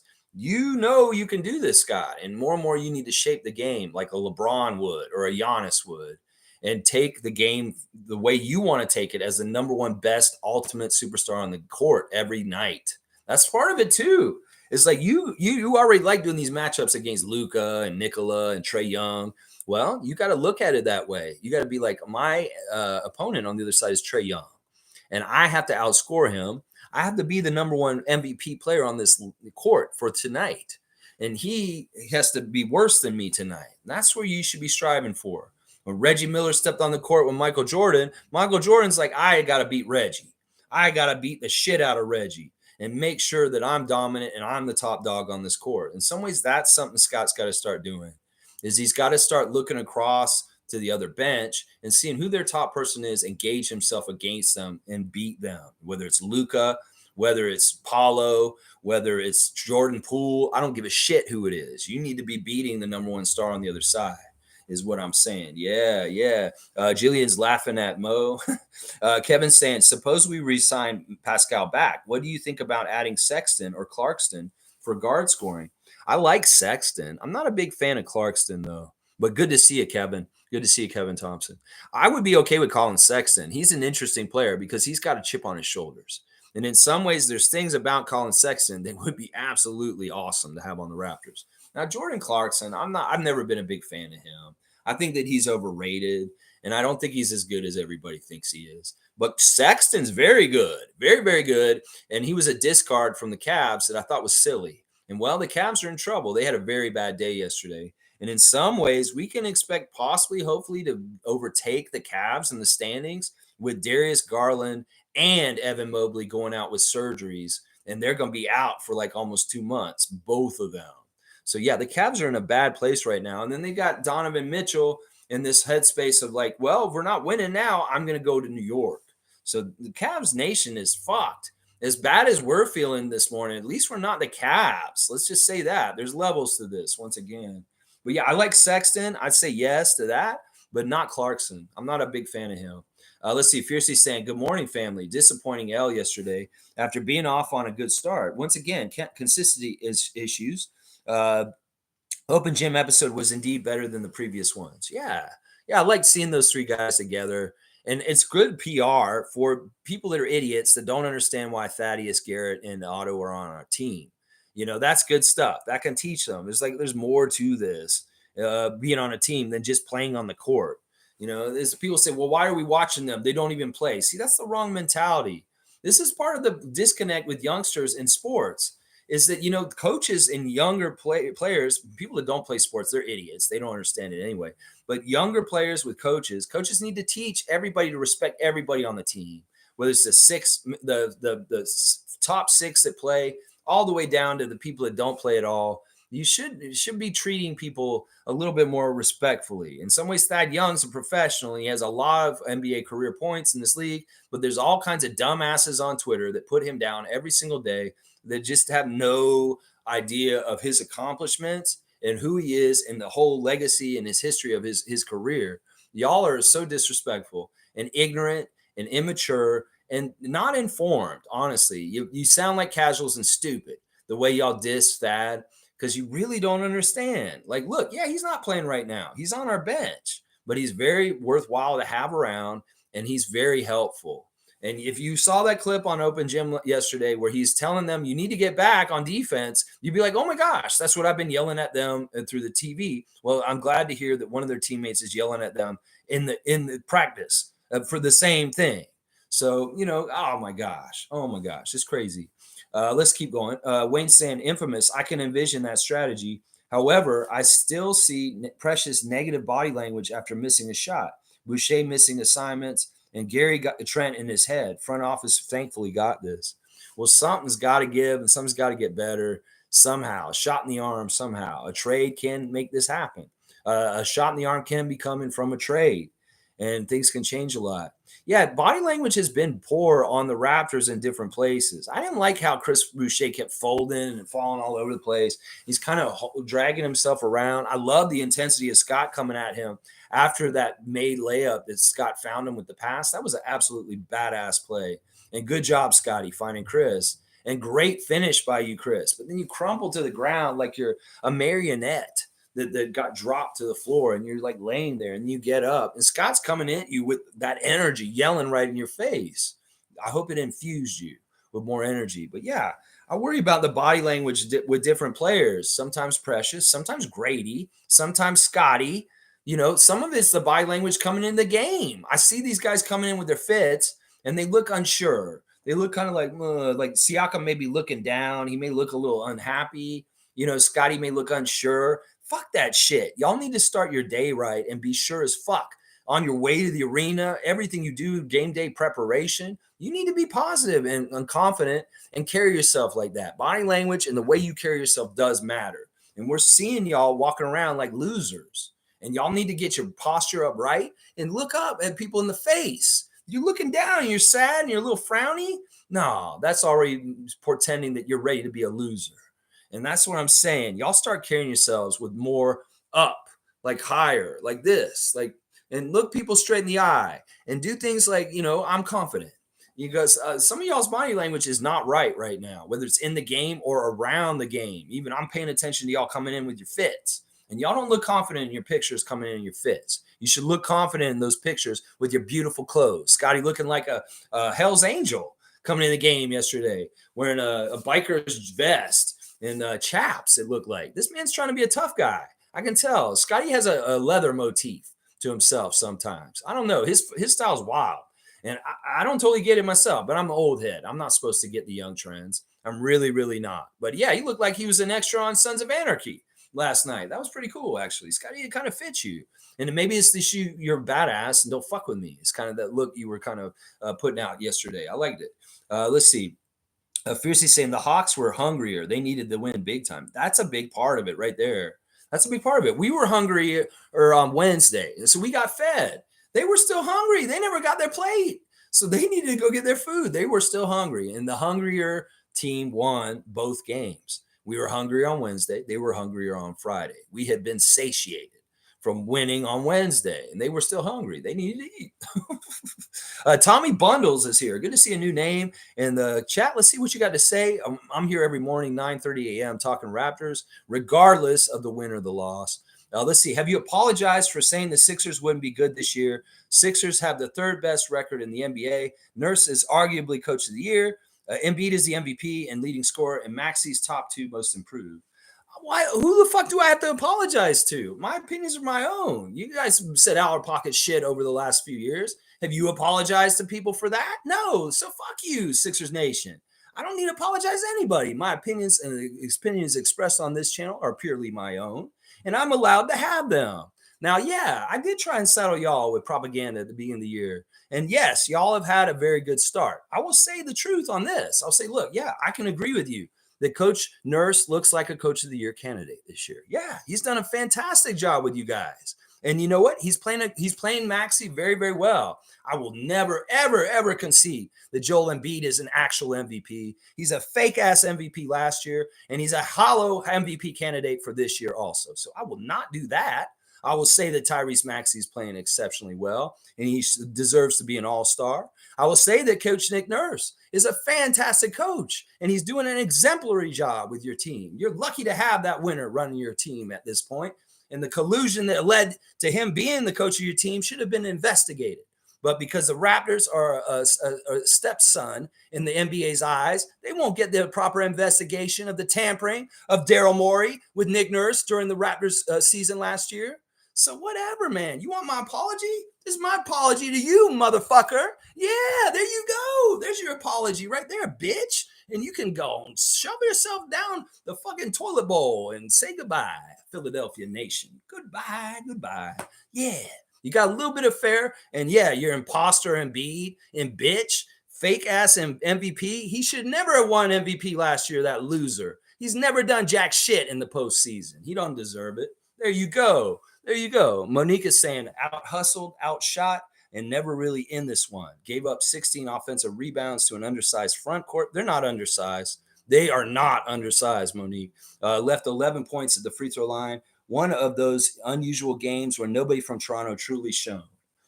Yeah, I think Scotty kind of shone, but that nobody else did. Nobody else did. In some ways, nobody else did. I mean, Jakob on the down low, sure. Jakob and Scotty. I'll give those guys. Malachi, the best bench player, but that's it. That's it. The other guys, I could say they underperformed and they really let us down. Yeah, I could say all that. I mean, I won't say that they're undersized on the other side. Any team that has Clint Capella at center is not undersized. Nope, that man is one of the biggest playing players in the league. He has one of the best reaches. He's one of the best shot blockers. He's one of the best rebounders. He's one of the best lob threats. So you cannot say that the Hawks are undersized down low, especially when they're putting out a lineup with him at the 5 and Okongwu at the 4.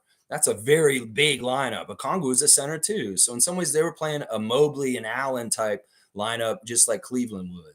So yeah. All right, Cowboys saying that's all it was, Fiercey. Bam. All right, yeah, the Hawks were hungrier. Exactly.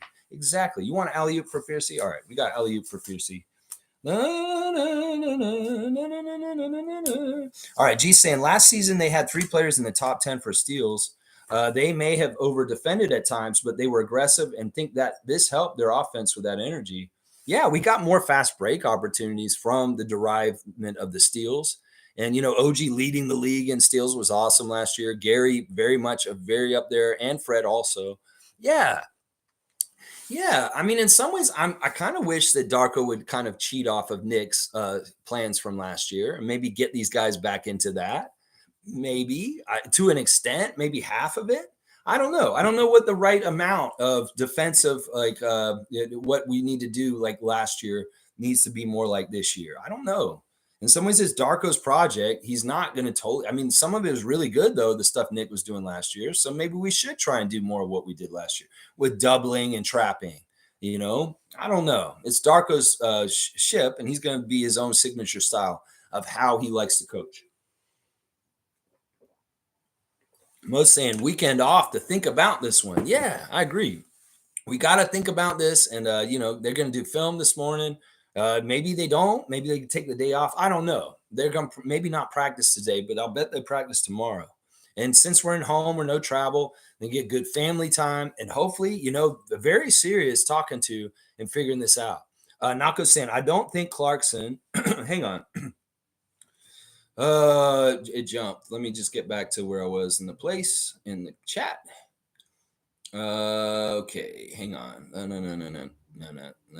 No. Wow, you guys filled it up. All right, we're gonna get a cutoff now, if that's cool. Naka's saying, I don't think Clarkson fits the timeline super well. Sexton could be a good fit. Yeah, I think Clarkson's older. He's deceivingly older at this point. He's kind of been in the league for a while. Jimmy's saying, what's crazy to me is that we have the second most used starting lineup with 308 minutes and is a -3 net rating. It's just not clicking. And I'm genuinely concerned. Yeah. Well, we're going to need a trade. And once again, I trust Bobby and Masai to make the right move in the right way to try and rectify and help this a little bit better. Yeah, that's no good. We got the second most starting lineup, and it's just not adding up to outscoring the other team. That's a big red flag. Yeah. Fiercely saying, we need someone like Dylan Brooks, someone who will bring a spark. We need the old Dennis. Laugh out loud.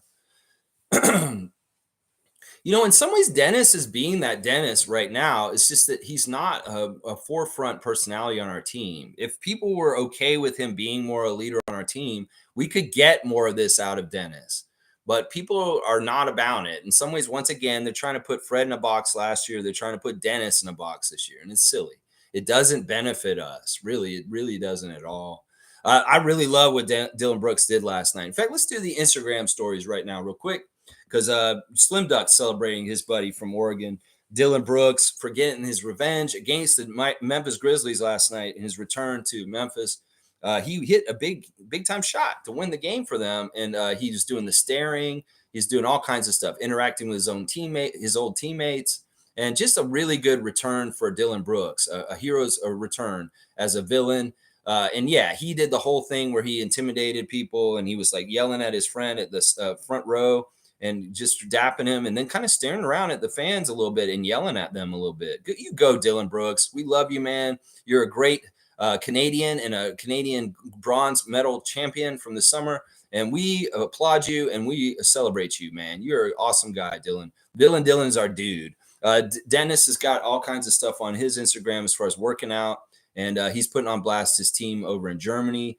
And then he's got his career points.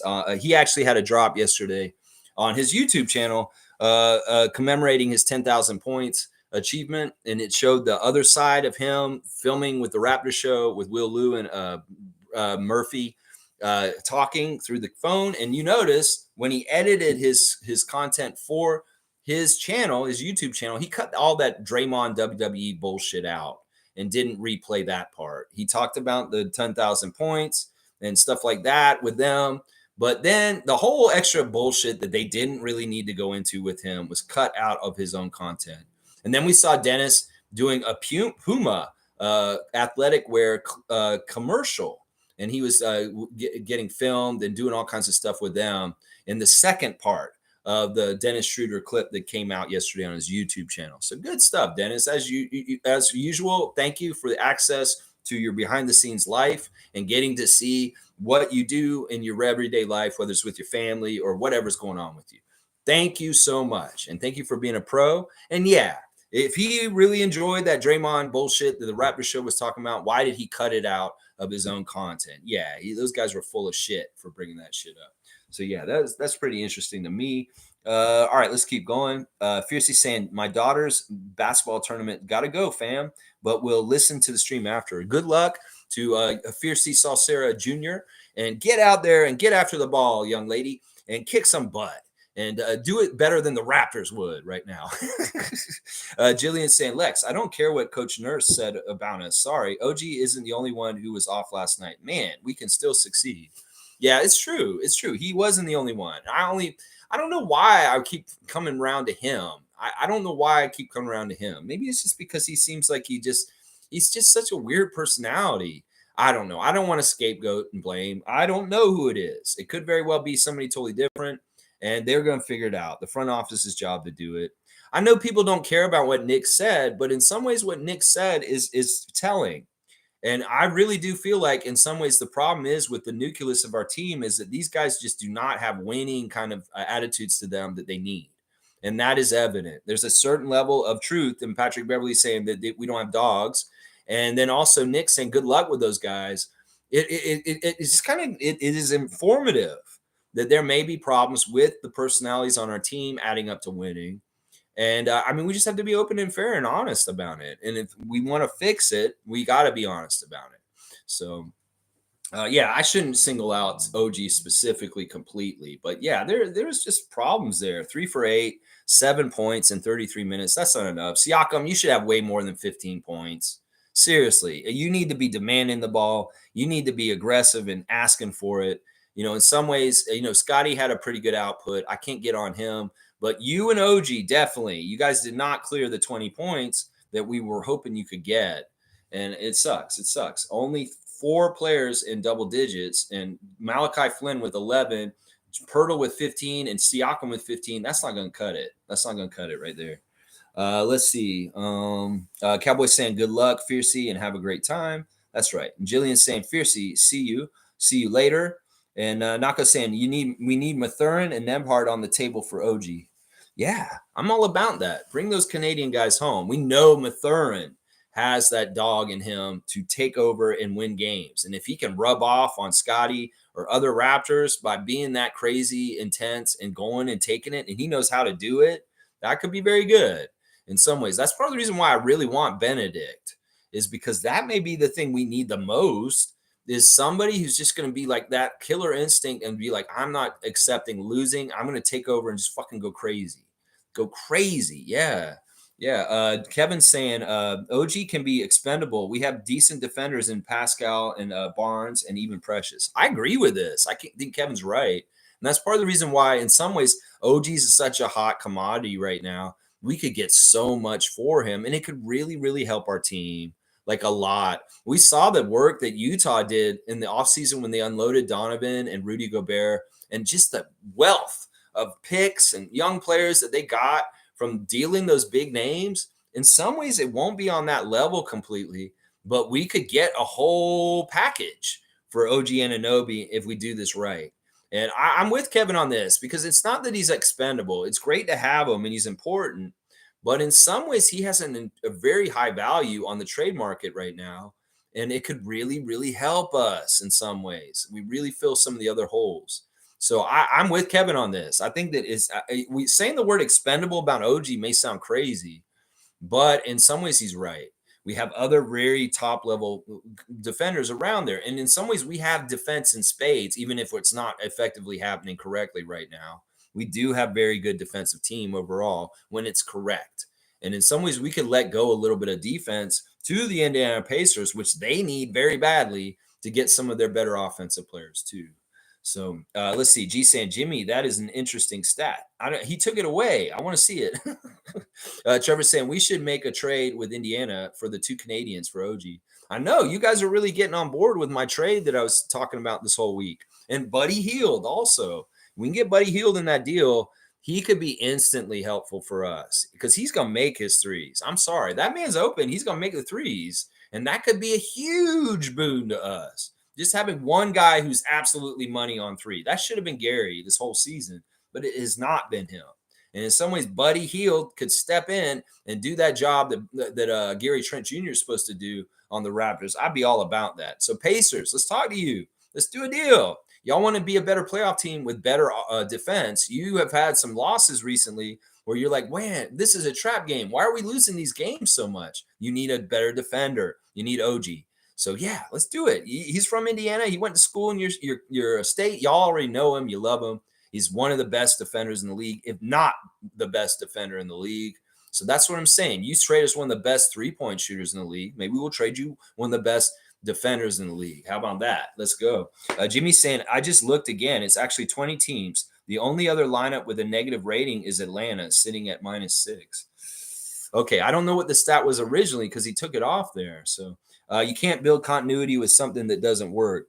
Well, that's why we're going to make a trade. I'm ready to make a trade. You know, I'm anti-trade most of the time. And right now, I'm okay with making a trade. I'm very much okay with making a trade. So I have no problem if they make a trade. And they probably will. So let's just let them. Stargate saying, yes, Trevor, that's the only trade that makes sense for both teams. Don't want anything from the Hawks or Kings unless Trae or Fox. Hard pass from those. Draft picks, there's nobody coming. All right. Now, if I really, because we just saw the Hawks 2 games in a row and I'm familiar with their guys, I would maybe like be interested in Okongwu. I maybe would be. Yeah. Like if we could do a Okongwu, I don't know if it's Hunter. Hunter's been a name that's been in the trade talk a lot with coming from Atlanta to us. DeAndre Hunter, AJ Griffin. I don't know. I'm trying to think about it. Really, what we want is a really good 3-point shooter. Would we be able to get Bogdanovich? What if we got Bogey from them? That would be really crazy if all of a sudden we had Bogdanovich on the Raptors with Dennis Schroeder together. That'd be kind of cool. I mean, I don't know. I'm looking at the Hawks from last night. I'm like, Okongwu's great. The thing about Okongwu is he's a really good low post defender and rebounder, but he can hit the three. Like he was bombing that three in the corner. And in some ways, that's pretty cool. In some ways, he's not that far off from OG in what he is and what he does. So I don't know. I don't know. Maybe that's too similar. In some ways, we really do need a shooter like Bogdan more than anything from Atlanta. They won't trade us Trae, and we don't want DeJounte. Trust me, we do not want Murray. But if we could get Bogdanovich, and the other thing is, if you get him on our team, he's with Darko. That's Serbian connection. And in some ways, Bogdanovich would even come with that dog in the fight to try and win the game and go crazy at the end of the game because he has that in him too. So I don't know. I would be okay with it if we got Bogey. If we had Bogey in a Raptors uniform coached by Darko Rajakovic, that would be very interesting situation. And Serbian people would be overjoyed. Trust me, they would be very interested in this. So I don't know. I'm reassessing the Hawks as a potential trade partner, and they may be having something there that we can maybe work with. Now they are more likely to want Siakam than OG if we do a deal with them. So in some ways, we could up the price with them even higher. I think if we do a deal and they want Siakam so bad, they need to trade us Bogdanovich. They just have to, because honestly, he's that kind of money shooter that we could really use. Really use. Let's see. G saying those picks will be around the 19 to 20 range, apparently. Okay. The trade picks that we'd probably get if we traded with the Kings, first round picks would be like later picks, not like high draft picks. Let's see. Nako's saying if OKC is offering Kaysen Wallace some picks and 1 or 2 bench players for OG, I'd be into it. No, we don't want a rookie, a guy who just showed up like this. And plus, anyway, Nako, if they were trading OG, we're going to have to match his salary. So they're going to need to give us somebody more substantial. Kaysen Wallace is on a rookie contract, and those draft picks aren't really money. So in some ways, we need to get a player that gets some sort of salary close to OG's. What is he making, like 16 to 20 million or something right now? So you got to have at least the salary filler to match the money wise going both ways. And Kaysen Wallace, he's getting paid like what, $8 million or something like that right now. We need a little bit more in that package in players. Elijah's saying, agree. It is on our players. The front office stuck beside them when everyone was against them and even switched the coach. It's time for them to get results. Yeah, there's a logical thing to like fixing your team. And at this point, it's a player problem. It's not the coach problem. It's not a GM problem. This is a player problem at this point. And we need to change the players. And then, if that doesn't change things, well, we got to keep changing players, because right now, I don't want to mess with front office or coach. And people that are going after those positions, just shut the fuck up. Seriously. Masai Ujiri is like Nick Nurse. He's a premium person to have in his position. And y'all see the difference without Nick Nurse now. You will feel the same thing at that level of the GM, and much worse, like implications for long term if y'all try to usurp your Ujiri out of his spot. So I would caution anybody being critical of the front office.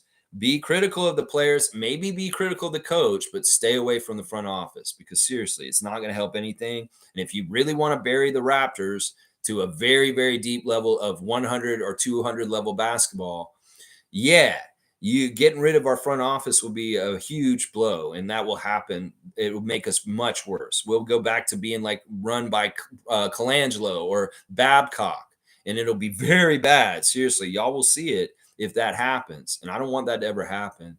So, Elijah, good to see you as usual. Raptor Freak Elijah Hutchins, always happy to see you here, man. Cowboys saying, "Let's go, Raptors." I still believe. Cowboys always got that vigil of belief and positivity for the Raptors. I like that. Stargate saying Nebhard, backup point guard, Mathurin bench scoring and good defensively, healed 3-point shooting. Yeah.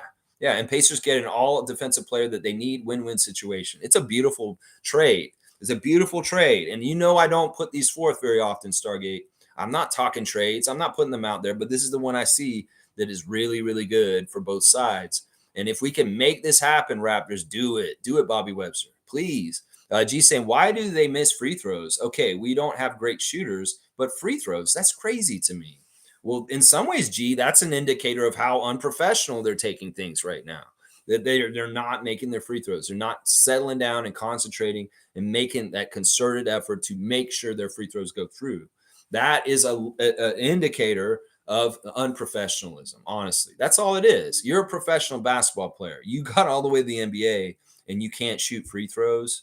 That's unprofessional. In some ways, how the fuck did you get the NBA if you can't shoot free throws? And I know we can pick on Jakob, but he really does mean well, and he's trying to make his free throws. But those other guys, especially guys who were shooting like 80% last year, they're shooting 60% this year. What the fuck is wrong with y'all? Chris Boucher, you were missing free throws last night, and you've been one of the better free throw shooters this year. Yeah, it's really bad. And it's unprofessionalism, G. That's what it is. They're not coming correctly to the line, just like they're not coming correctly to the game with the right energy. So, Space Cadet saying, preach, Lex. Same people scapegoating Fred want Pascal gone now. It's so frustrating. Once again, realize the voices out there that are like that are not really Raptors fans. They just want to see destruction. They just want to see us burn to the ground. And that's why we got to be smart fans and be very, very careful about what we wish for. Because last year, some of the things that people in the fan nation were wishing for happened. And you see where we are now. You see where we are now. You go, Space Cadet. Always happy to see you come back and check in with us, man. Jillian saying Dennis is not a ball hog. Yeah, he's trying to beat those allegations right now by overly doting on everybody else to the detriment of his own offensive game. And it pisses me off, honestly. There was a lot of times last night where Dennis probably should have taken shots, but because people are watching him and he has to second guess whether he's going to look selfish or not. And that's no good. We can't have him playing like that. We got Gary already in his head because he's shooting so badly. You really want to have Dennis in his head because he has to think about whether he's being selfish or not? Yeah, that's bullshit. That pisses me off. He's going to get that ball to Scotty more often than not. And y'all can just chill out. People that think that he's a threat to Scotty in any kind of way because he's not. He's helping Scotty. Kareem saying, we still have lots of players from the Nick Nurse era. He was big on defense, and it's sad to see the Raptors losing that fabric. I've never seen teams put this much points on us. I know. In some ways, there's a culture to the Raptors over the last 10 years with Nick Nurse as the coach or assistant coach and Dwayne Casey before that, that is going from our fingers right now. It's like, whoa, where did that go? We had it at the beginning of the year. We had a very impressive defense that could shut the water off and close teams out for like whole quarters where they had a really, really hard time scoring. Right now, it's not happening. Some of it is the confusion on switches. Some of it is just not being on the same page with what's going on defense. We've seen that way too much. And once again, that's unprofessionalism. These guys are supposed to be professionals. They're supposed to know the defensive system. They're supposed to know their assignments. And if they're not doing it correctly, that's not on the coach. That's on the players for not fucking doing their jobs. Let's see. Jillian saying, not saying Fred's inconsistencies mean he should have left. I'm saying that everyone has an off night. Yeah, for sure. That's part of the thing. We have to allow for nights where shooters are not going to make shots, like Gary. Some night I don't mind Gary having a bad night every once in a while, but he should have good nights like maybe 2 or 3 good nights and then maybe 1 or 2 bad nights, something like that. Instead of having like 3 or 4 bad nights and 1 good night. That's the shit that's bugging me right now with him, is that we need him to be more consistent. And I can give him allowances for not being well. And last year's the same thing with Fred. Fred, if you really thought about it, he would have like 2 or 3 good games, and then he may have 1 or 2 bad games. And it was kind of more of a balance towards good games for Fred. But people had such a perfection and all kinds of bullshit. And maybe they saw his shooting percentage. And they're like, oh, he sucks. Why is he shooting so much? He's shooting 32%. And you're like, well, you know what? Somebody needs to shoot. And once again, that's the thing I'll keep saying. These guys don't want to step up and be aggressive and take their shots themselves. Siakam, Barnes, Anunoby. Well, somebody's got to go do it. And it'll be Fred or Dennis if in their place, if they're not going to fucking do it themselves. Yeah. All right, Jillian, I don't want to paint you because I know you weren't one of these people that were coming after Fred last year, I hope. I mean, everybody did to an extent. But I think that there was realistic, good criticism of Fred last year. And then there was like really slander, like taking it personal. I hate Fred. Get that midget off my team bullshit that was going on last year. Yeah, that's really insulting and kind of fucked up that our own fans were calling Fred stuff like that. Really should be ashamed of yourselves, people that were doing that last year. Stargate saying, no, Pascal has to stay, in my opinion. He and Scotty are only now starting to show chemistry with one another. The pairing is starting to work. I personally think it's how they are being used in the system, in my opinion. I like them being off each other. In fact, this is a similar problem that the Hawks have with Trae Young and DeJounte, is that they don't always go well together and they step on each other's feet. So they really very deliberately have them separate during a good chunk of the middle of the game. They start together, but then, one of them comes out and it really is like they're the forefront center of their offense and what they're doing. DeJounte has his time when Trae's out. Trae has his time when DeJounte's out. And in some ways, the Raptors would be smart to do this with Scotty and Pascal also. Always have one of them on the court, and the offense should gravitate around whichever one is out there. There's a unit out there last night where Scott was out there, and he wasn't stepping up to be the alpha leader, and it was a bench guys, and they were horrible. And part of the reason why they slip and slide is because Scott is not stepping up and saying, I'm in charge because I'm the best player in this unit right now. Y'all are bench plus Dennis over there, and I want y'all to give me the ball, and I need to take over and do that. That's what the part of the problem is that we get these units with him mixed with the bench, and Scotty's not being alpha. He's kind of deferring and letting other people do stuff. No, you fucking take the ball, and it should go through your hands every single possession, whether you shoot it or pass it. And that's just how it should be, Scott. If you're out there, same thing for Siakam.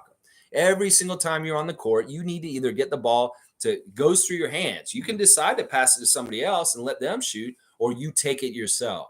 But that should be mandatory, that either Siakam or Barnes are touching the ball on every single possession the Raptors have throughout the whole entire game.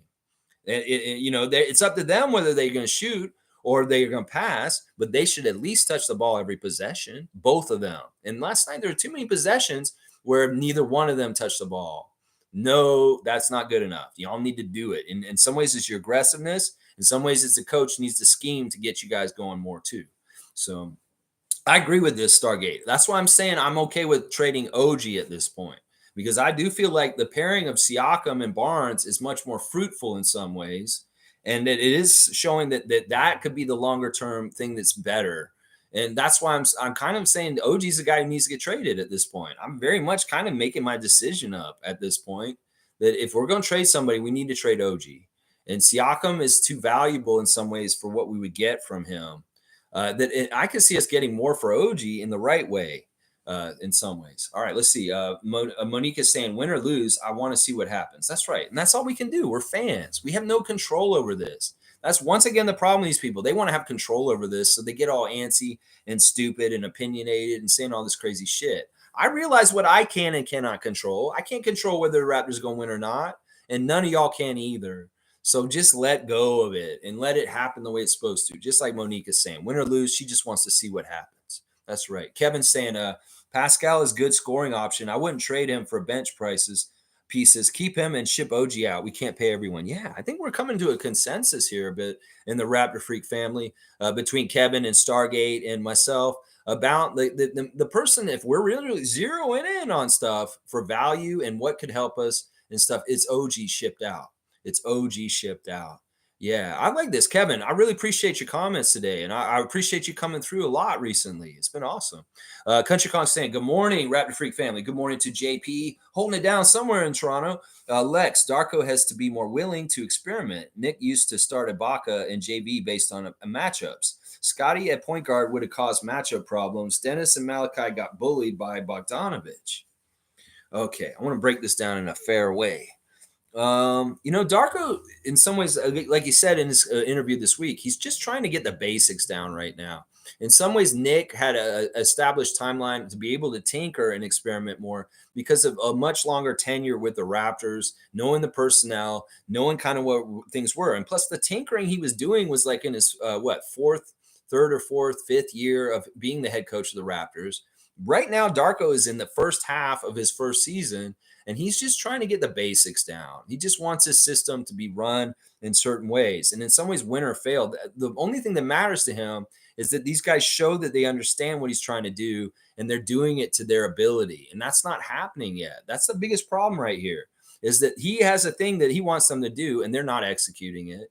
So until they get the system down and they do it correctly over and over again, he really shouldn't be trying to change stuff too much or experiment too much because they're having a hard enough time just getting the basics. And that sucks. In some ways, I was really hoping they'd be advanced and be ahead and they could start laying down advanced stuff and do more experimenting by this time in the season. But no, it's not working.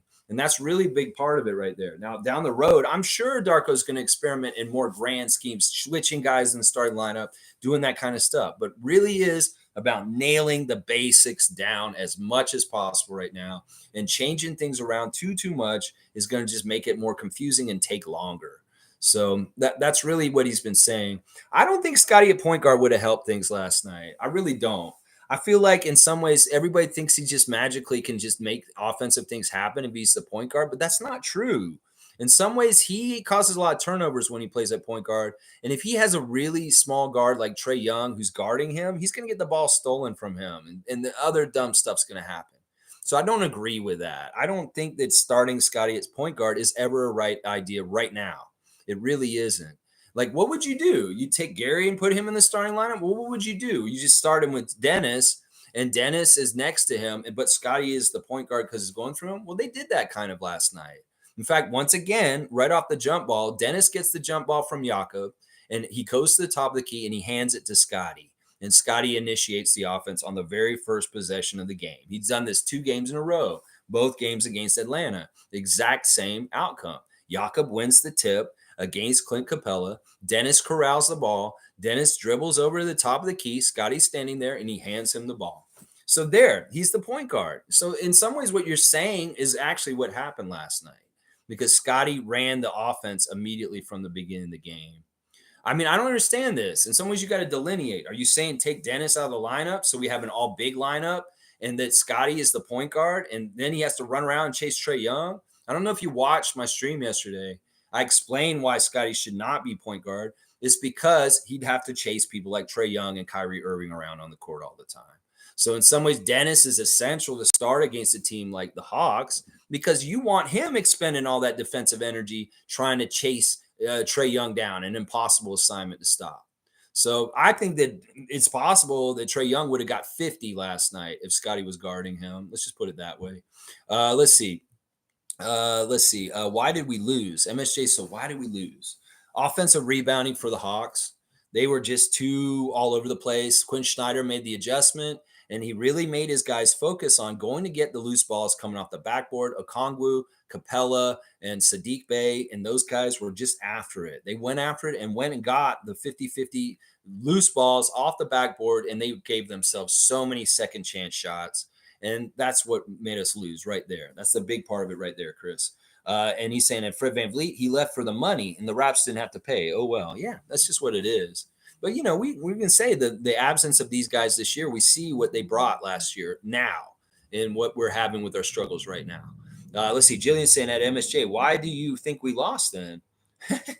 I don't know what, Chris was at a bar last night at a pool hall. And they didn't have the game on the Raptors game. He didn't watch the game, I don't think. I think he was in a pool hall playing pool, and he messaged me on Facebook and said, what's the score? So he didn't see the game. So he's literally asking us why we lost because he didn't get to watch it. Because this, I don't know what fucking pool hall he was in. I wouldn't have been in there. I would have left. I often do that. If I'm at an establishment and they won't have the Raptors game on, when the Raptors are on, I leave. And they honestly don't get my business ever again. I was at a pool hall that doesn't exist anymore at Girard and Coxwell. It used to be a little seedy pool hall at that weird little intersection where Upper Girard and Coxwell is, because I used to live right next to it. And I went there with my old Sri Lankan roommate, Bran. And we went there and we wanted to just shoot pool and play some pool and watch the Raptors game. Well, there was a Leaf Nation in there, and everything in there was blue and white, and there was all white people in there. And then when they saw Brand come in, they were like, "Whoa, what is this dark skinned guy doing in our place?" And they were a little bit of overtones of racism and him not being welcome there. And boy, when I brought up, "Hey, can we put the Raptors game on?" it really turned then.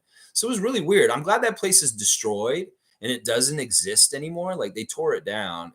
Yeah, really fucked up place. But if I'm ever in a pool hall and they won't put the Raptors game on, I'm leaving. I'm leaving. And in fact, I won't ever come back usually. So yeah, I don't know where Chris was last night, but they wouldn't put the Raptors game on, apparently. Let's see. MSJ saying also my main concern with Barnes is his pregame fashion choices, and I didn't watch the game. No clue. See, yeah, he's telling you he didn't watch it. He was at the pool hall. I like his pregame Sons of Anarchy look last night. I thought it was cool. Totally cool. Nako saying Mathern is a legit dog. That's what I'm saying. We could get a young Canadian dog. Do it for Toronto, man. Do it for your country. Do it for Montreal, Ben.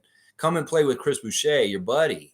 There's a lot of good things about the pairing of Ben Mathurin being here. And don't get it twisted. Andrew Nebhard would come here and he would be a good backup point guard, if not possibly the starting point guard, and competing with Dennis and Malachi. So I like this deal a lot. And if Bobby can finagle it, do it, man. Do it. And the Pacers will want to do it. They really wanted OG for a long time. And in some ways, they don't have to give up Miles Turner to get him in this situation. They really don't. They don't have to give up hardly any of their core important people in some ways. I mean, I know they really like those Canadian rookies that from last year.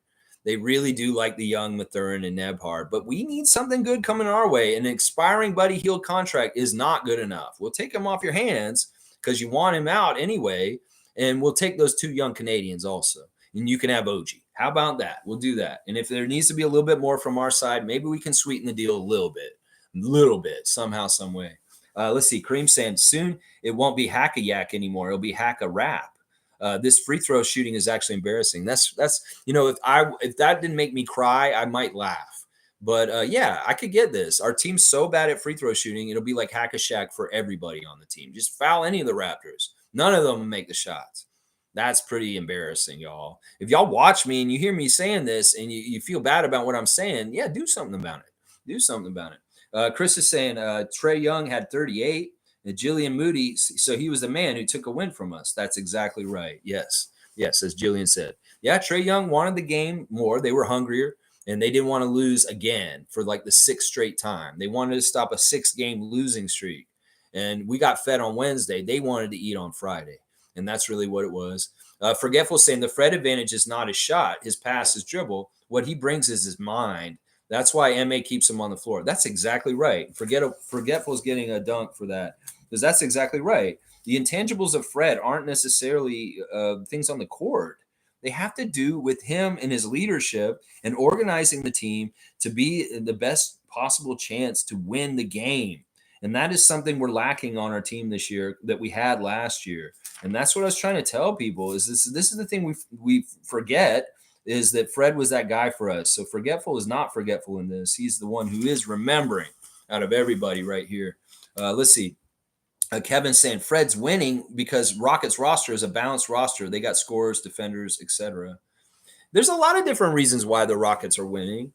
In some ways, they finally used their whole salary cap to get players, Dylan and him, so they have more talent than the teams they've been having the last couple of years. You know, they've been garnering a lot of good young players from very bad years and getting high draft picks. So in some ways, that's part of why they're starting to get an uptick.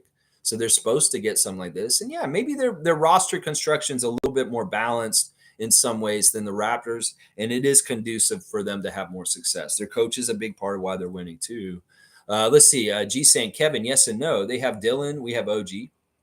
They have Sengun, we have Barnes, they have Jabari, we have Pascal. Are second in defense, we have defenders. The effort is not there. But yes, I think the Rockets have some nice young shooters and hustlers, and they want to win. Yes, in some ways, they have young players that are orienting themselves towards really wanting it, like Fred does, in a way that's helpful.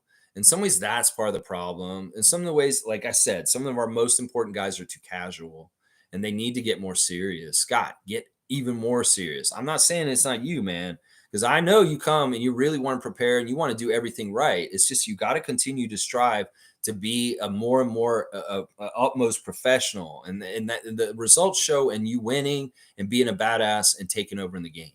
So we'll have to see how it goes. Kevin saying they have Jalen as well, young player with some ISO scoring. Yeah, they've got some nice pieces down there. But I'm a hater still, and you know what? They've had mixed results. They've had really bad stretches this year, also. They've had really good win streaks, and they've had bad losing also. So it's not all been rosy and just perfect for the Rockets this year. There's been some really bad stuff for them also. They're on a streak right now, though. Nako's saying Fred Van Vliet probably compliments Sengun a little better than he compliments Barnes. Now, I don't even want to get into that because once again, I will say this. Nobody should be saying people don't fit with Scotty Barnes. This is a ridiculous take. Scotty Barnes is an all-purpose, multi-purpose player that should be able to fit with any single player in this league. In fact, you're making an insult about Scotty when you say people don't fit with him, like Fred or Siakam or whoever you're saying. Siakam doesn't fit with him. That's bullshit. Scotty's such a good, versatile player. He should be able to fit with every single player in the league, just like LeBron. And I'll argue that till I'm blue in the face. So every time somebody brings up something where they're like, well, this person doesn't fit with Scotty in this way, just tell them bullshit. Because you're insulting Scotty. Because Scotty is such a good player. He should be able to play with anybody in this league. And he'd probably tell you that to your face, Scotty Lover, that doesn't believe that people fit with Scotty. He'd probably say, shut up. Everybody fits with me. Everybody can play with me, is what Scotty would probably tell them if he heard them say that. So yeah, I'm over this whole like narrative that's pushed by different people, especially you shall not be named, that certain players don't fit with Scott. That is absolute bullshit. When you are absolutely all-around player that Scotty is, he fits with every single player in this league. I'm sorry. Let's see. Jimmy's saying it's not a crime to say a player doesn't fit with players.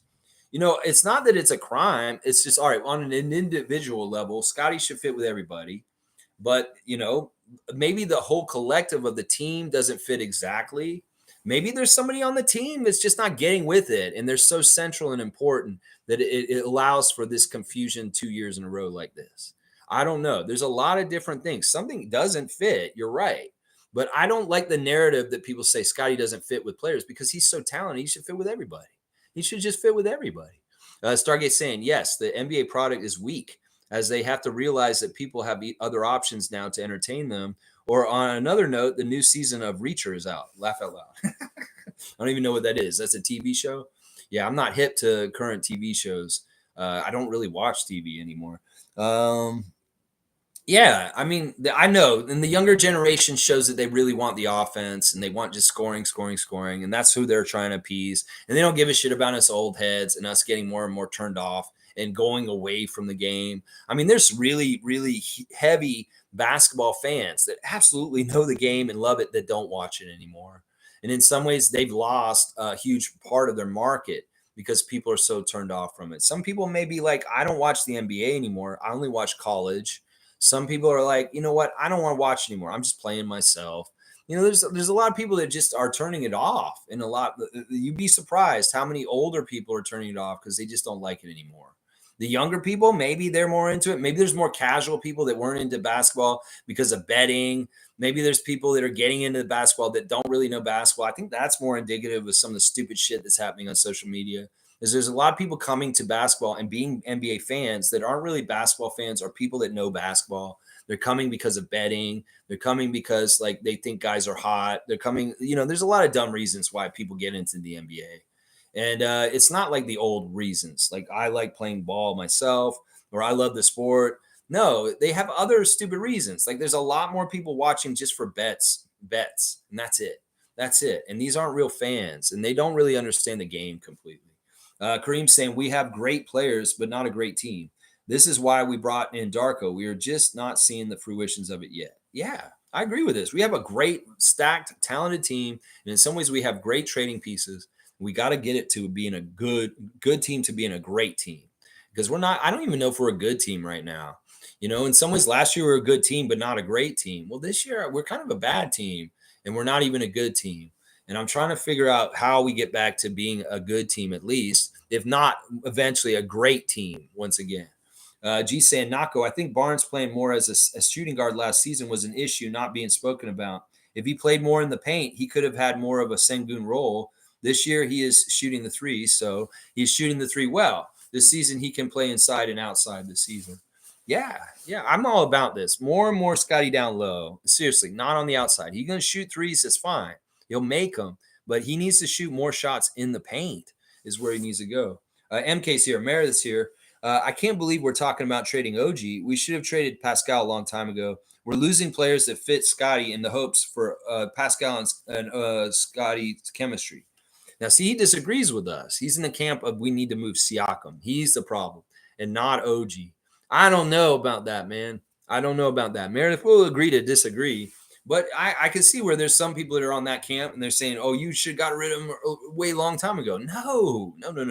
You don't get rid of people like Siakam just easily and just like cast them away. No, you really need to make this right and smart and really be smart about this. In some ways, Siakam's a way better player than OG Anunoby, and you've got to respect that.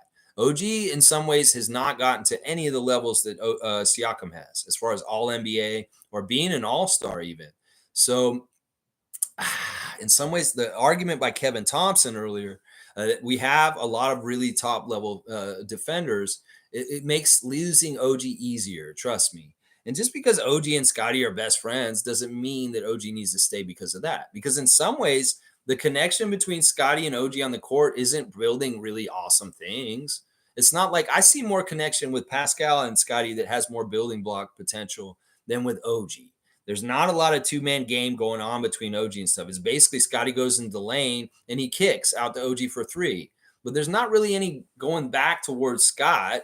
And in some ways, Siakam's much more likely to get an assist and pass it to Scotty for him to score than OG is. That was a weird thing about last night. Actually, OG got assists early in the game. He got 4, and everybody's noting that. They're like, oh my gosh, OG's getting assists early in the game. See, that's what I'm saying right there. So in some ways, my point right now illustrates that Siakam's a better fit with Barnes than Anunoby because he's more likely to pass it back to Scott so he can shoot it. Anunoby's more likely to shoot himself.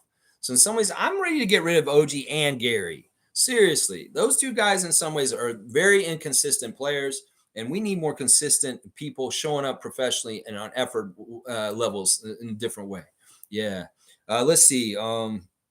MSJ saying, heads up, Raps fans. The team is what it is. Be a fan. There you go. We've said that a few times today. Jillian saying, being a deer in the headlights doesn't mean guys aren't hungry to win. It's overall. Scotty said it best. Raps win when seeing shots go in baskets. Laugh out, sigh. Got to get right back up on the Raptor. That's right. Yeah, I mean, confidence begets confidence, and inconfidence, missing begets inconfidence and more missing. And missing free throws can be part of the destruction, part of the thread coming apart because people are missing free throws. That can make things go a little south and very quickly. So make your damn free throws, Raptors. Let's see. Jimmy saying the only shooter in our starting lineup. You mean OG? Is what you're saying?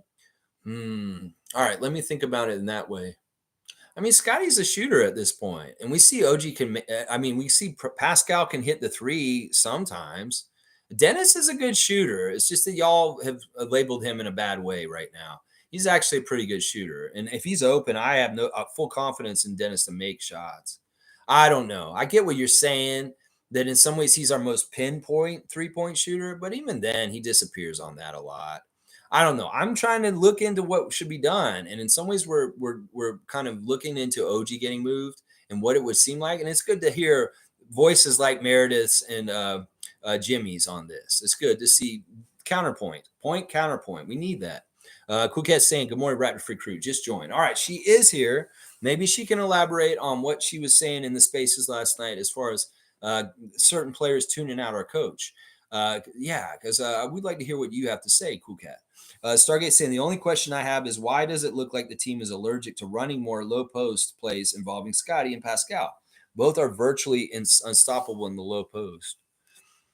I don't know if it's allergic. I just don't know why they're not being more conducive towards it. I agree with this. They should do this way more, way, way more, and set it up and look for it and be aggressive in setting it up and looking for it. Meredith's saying, explain how it's OG. OG to me is so aloof with his energy. In some ways, OG is not a very serious person in his life. In some ways, he's kind of like he just kind of takes life as it comes. He's not really the kind of person that goes and gets things or tries things in some ways. Now, his aggression on filling space on offense lately is awesome. He says, "Oh, if they show me space, I'm supposed to go take it. If they show me the ball, I'm supposed to go take it." In some ways, he's deceivingly kind of. It's not lethargic, but passive. He's deceivingly passive.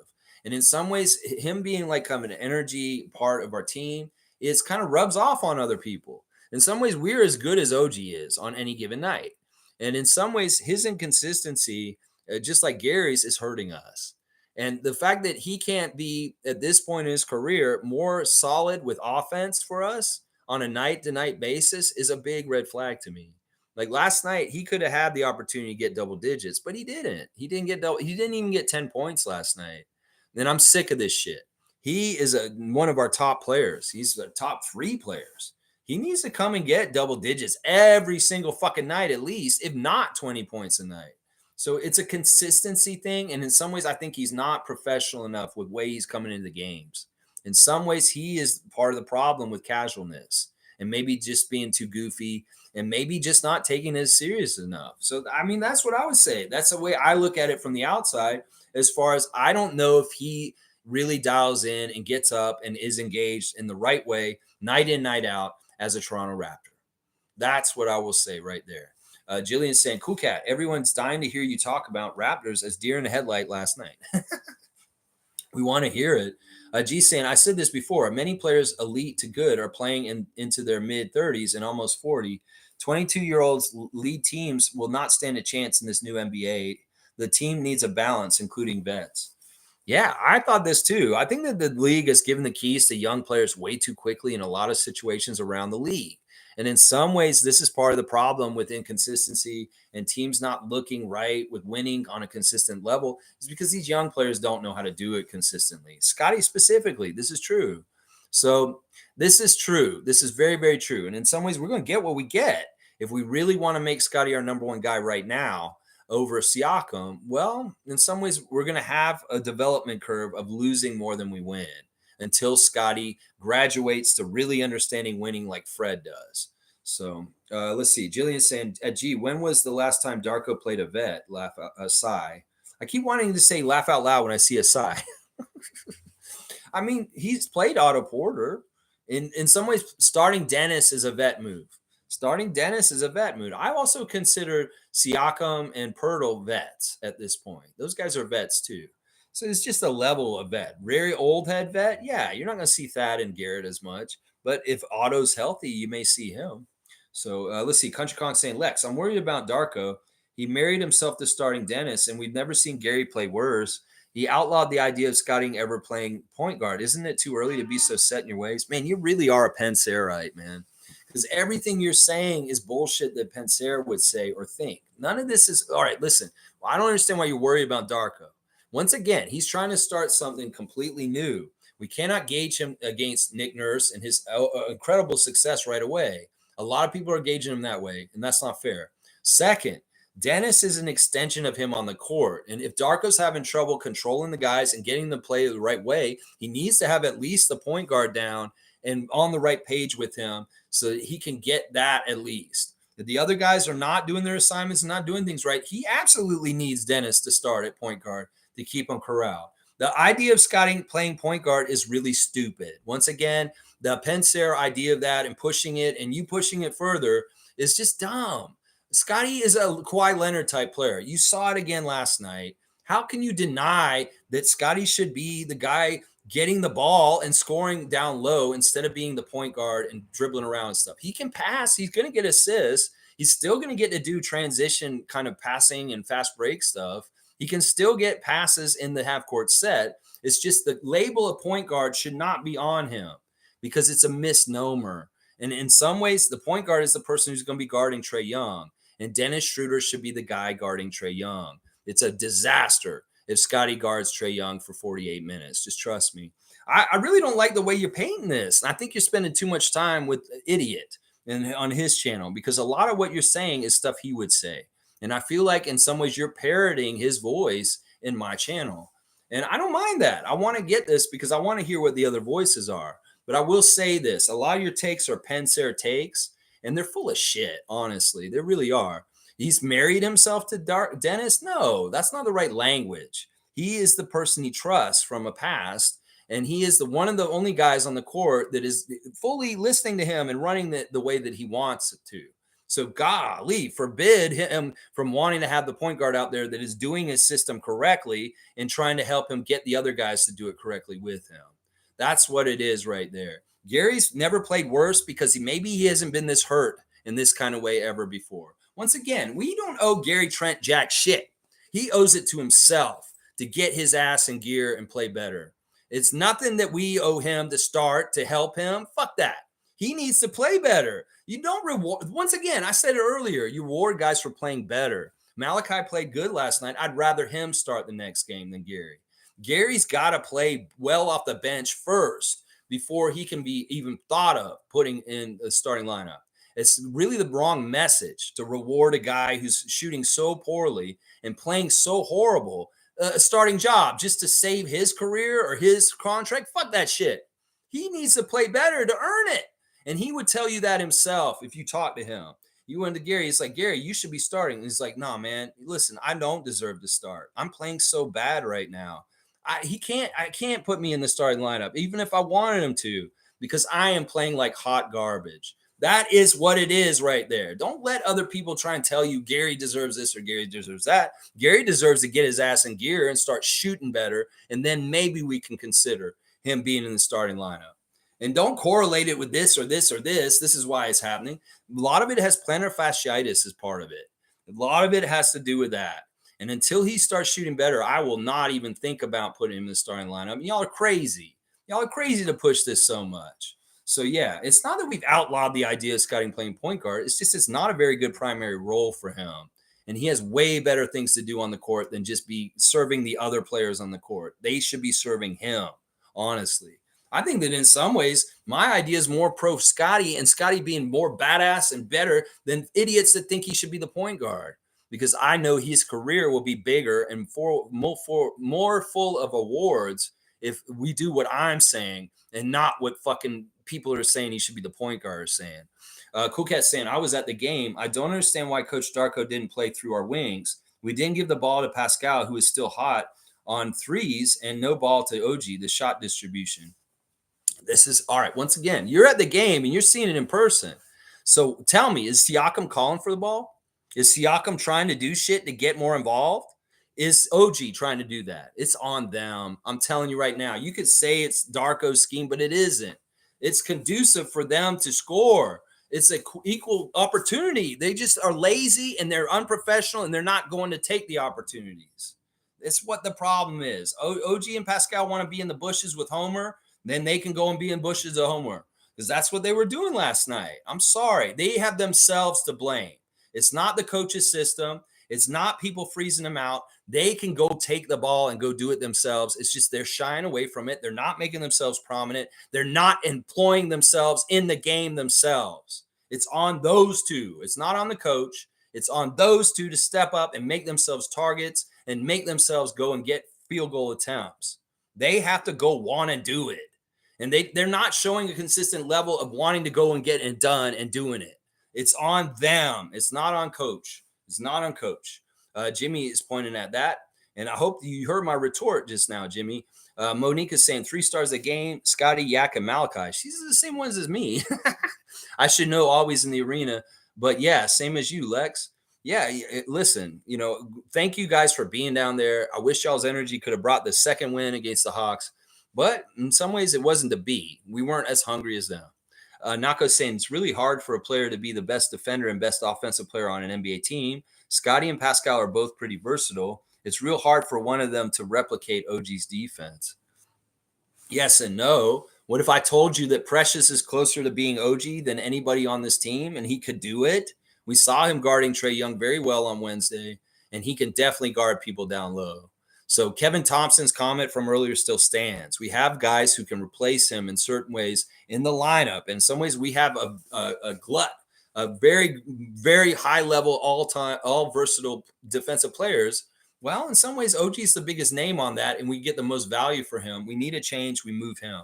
We move him. I'm telling you, because we got Precious, we got Scotty, we got Pascal. Those three guys are all top level defenders, also. And in some ways, it's like it's OG's in the middle of it, and in some ways, there's not things being defined off of that. That in some ways, we may need him to leave just to get things more defined around our team in better ways. So let's see. Yeah, it is really hard to be top on both ends of the floor for sure.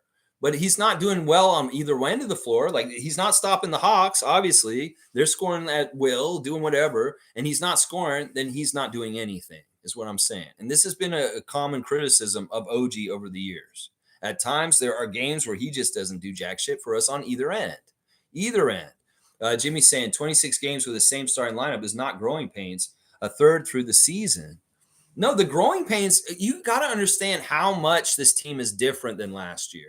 This team is way, way different than last year. And it takes a while to get things ensconced and going and learned. They're totally redoing everything in a lot of ways from what Nick was doing with them last year with Darko now. And you can look at it anyway. I'd say that this whole year could be growing pains. Seriously, there's no schedule on your time, Jimmy. They're going to do this on the time that it takes. And that's that we got to accept that. So you can say, oh, the benchmark, this is 26 games. They should have had this all figured out by now. No, that's not how it works. Some teams take 2 or 3 years to figure shit out.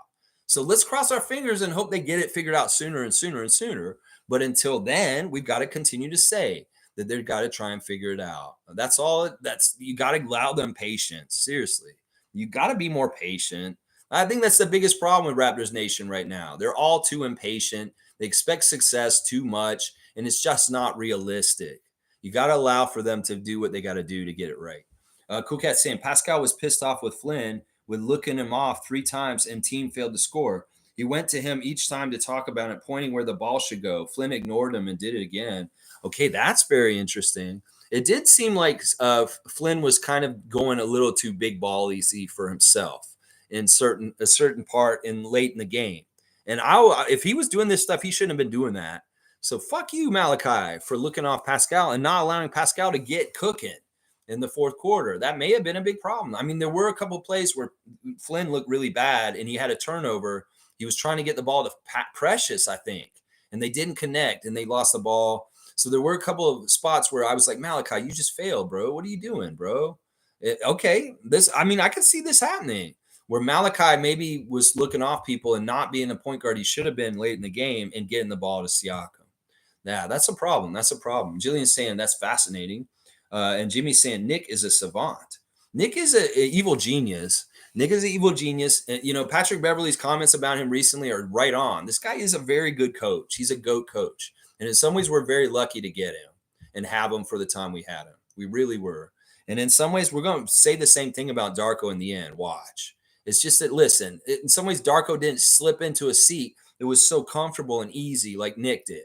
In some ways, he has a much harder job to start with his rookie year as a coach than Nick did. So you can't really gauge the two of them in a lot of ways. But I will agree. Nick is a savant. He's an excellent coach, and he's a badass. In a lot of ways, I have a lot of respect and love for him, but not right now because he coaches the Sixers.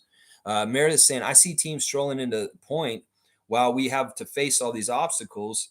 Our spacing is bad. We're going to give up our best spacer and defender for more spacing and less defense. Well, that's only if you characterize it that way. That's only if you characterize it that way. Sometimes you may be shocked that just like taking one person you think is the center of everything is making everything happen out, and then everything gets better. I mean, listen, once again, I may be completely off on this, Meredith, and you may be right that it's Siakam that's going to get dealt and not OG. It's not for me to decide. It's for Bobby, Teresa Resch, Dan Tolzman, and Masai Ujiri to decide. And they're going to know better than us. If they know the inner workings, the personalities, maybe they see who's the least professional out of the big three. They're going to send the least professional one out of here, hopefully. The one that may be dragging the other guys down from not coming correct. And I'm just saying, in some ways, the way I look at it, it's OG right now. But it could very well be in their eyes, it is Siakam and that they are dealing him. I think it is going to be one of those two guys. I think it is true. I was saying the last couple of weeks it could be a secondary player, a bench player that gets traded from the Raptors. No, I think it's going to have to be either OG or Pascal at this point. That it's just showing the signs that it's going to have to be one of those two. Now it's not for you or me to decide. It's going to be for them, and they may decide OG. They may decide Pascal. And we'll figure it out. We'll figure it out, and we'll see what they do. Let's see. Kevin's saying I can't understand people want to OG 40 plus million when he is 15 points per game. What the fuck? We have OG and we still suck on defense. In some ways, I really am on the side with Kevin here. It's not that I'm anti OG. It's just that I really want to make this team better. And in some ways, I really value Siakam way more than OG in some ways. I really, really do. And we'll have to see what the front office values. Wayne's saying if Flynn did that, his ass should be the first name on the trading list. Pascal has done more for this team than Flynn ever will. I hope you're not correct, but I believe you. I think I kind of remember this sequence in the game last night. I think I kind of remember it. Yeah, and if she saw it off camera and Siakam going straight to him and kind of chewing him out a little bit, maybe that was part of the reason why people fell apart and they weren't totally together. Maybe there was a beef between Malachi and Pascal in some ways. Maybe Malachi is an issue on this team that needs to just go away. Because I'm sorry, even if Siakam is part of the problem with not coming correctly to the games, Malachi, you are not giving enough to our team that I'm going to side with you over Pascal. You need to get the fuck out if you're doing bad shit that's not helping our team. Yeah.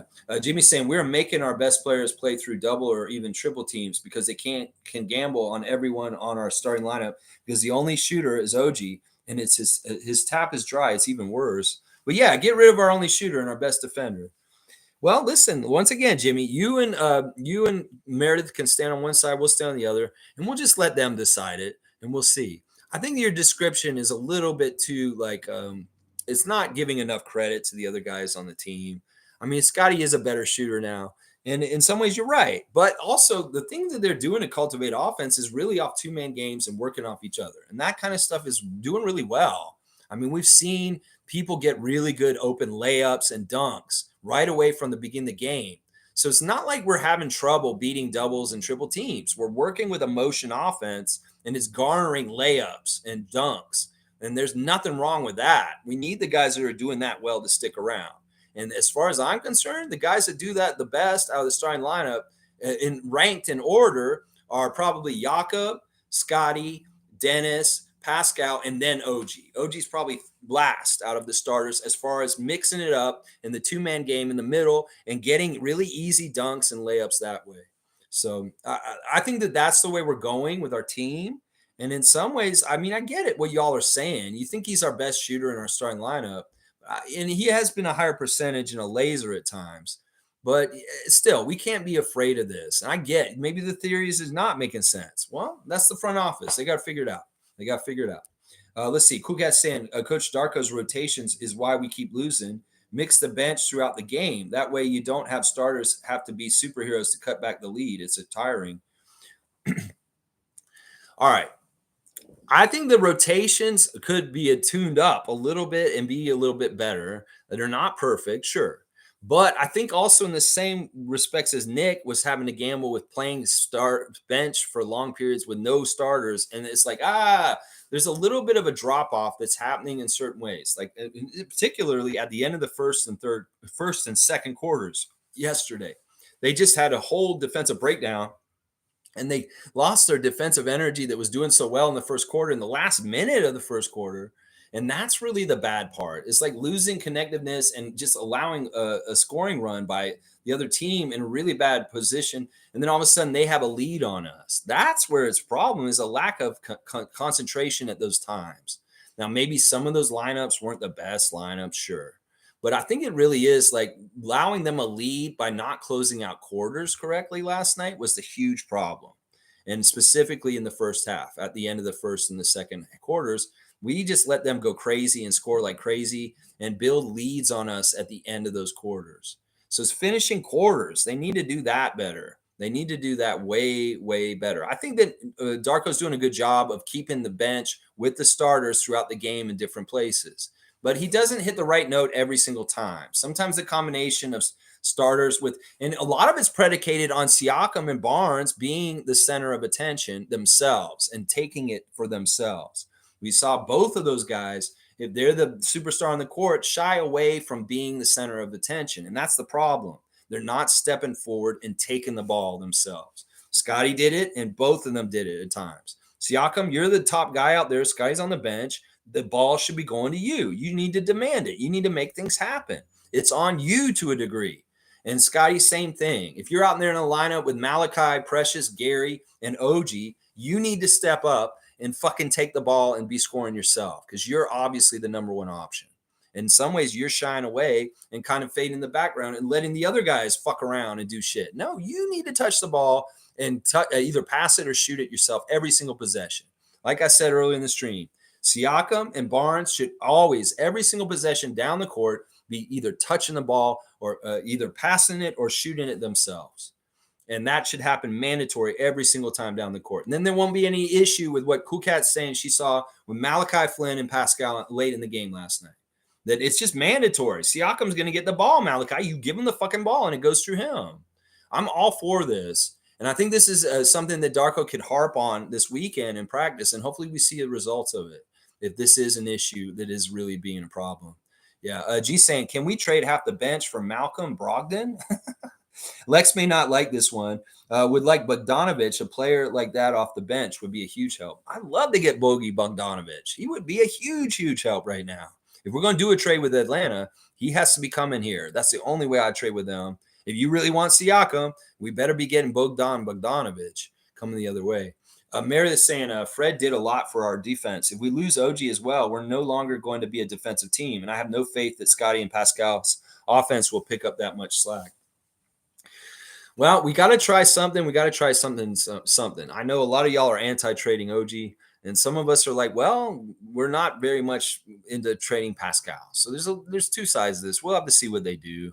I mean, I'm not as afraid of losing OG as you guys are in some ways. I really am not. I really am not afraid of losing OG. For some reason, I just am not afraid of it. For some reason. I don't know why. Something deep down inside of me is telling me is like, yeah, OG's great. He's a luxury to have on your team. But in some ways, you know what? I'm not afraid of losing him. I'm really not. You guys are trying to paint a picture where I should be afraid of losing him, but I'm not. I think that Kevin's right when he says that we have an overwhelming, like a lot of good, versatile defenders. Scotty is not that far off from an OG defender, and neither is Precious. And Pascal on the down low is also a very good defender, too. So in some ways, we have the glut and a bunch of that. In some ways, he's the most prized trade piece in the league. In some ways, let's go cash in that big chip and get a haul for him because he's got the most prestige in some ways. And people will be like, yeah, we wanted OG for years. And now you're going to finally trade him. Let's cash that chip in and get a lot of good pieces for him that'll help us in other ways and more rounded as a team, well-rounded. In some ways, you get rid of the strongest strength of your strength that you have already on your team just to make the other parts of your team, your weaknesses better. And yeah, maybe we won't be as good a defensive team without OG, but maybe we'll be a way better offensive team and a more balanced team and a team that wins more. So who knows? It could be that we win more. Who knows? Jillian saying at Cool Cat, yes, Mr. Leo Routens keeps saying that Darko needs to recognize a hot hand. I'm all about that. He needs to recognize a hot hand, and he needs to reward guys for going above and beyond. That's what I'm saying right now. Jimmy's saying, I'm just calling out facts, not blaming any particular player. This is what we're facing. Yeah, I think we're all on the same page. We're just coming at it differently. And you guys can be more camp OG, camp Pascal, whatever you want to do. In some ways, I really like that deal that I keep promoting for Indiana with OG going there. I think that it will help our team immensely. Oh, my gosh. But I'm not the GM. I'm not going to make the decision myself. I'm going to allow them to do it, and I'll be okay with it. Let's see. And if they don't do what I say or I'm not going to be upset like a little baby and be all upset. I'm going to say, all right, this is what they want to do. Let's go forward. Let's see if it's successful. And hopefully we start winning more. That's what I'll say. Let's see. Cool Cat saying Pascal, OG, Scotty got so pissed off this game. I can't blame them. We had the formula to beat the Hawks with pace, and the game plan was changed this game.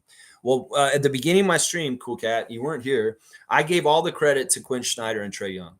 It's not our fault. In some ways, they came the game more hungry. They were going to lose 6 games in a row.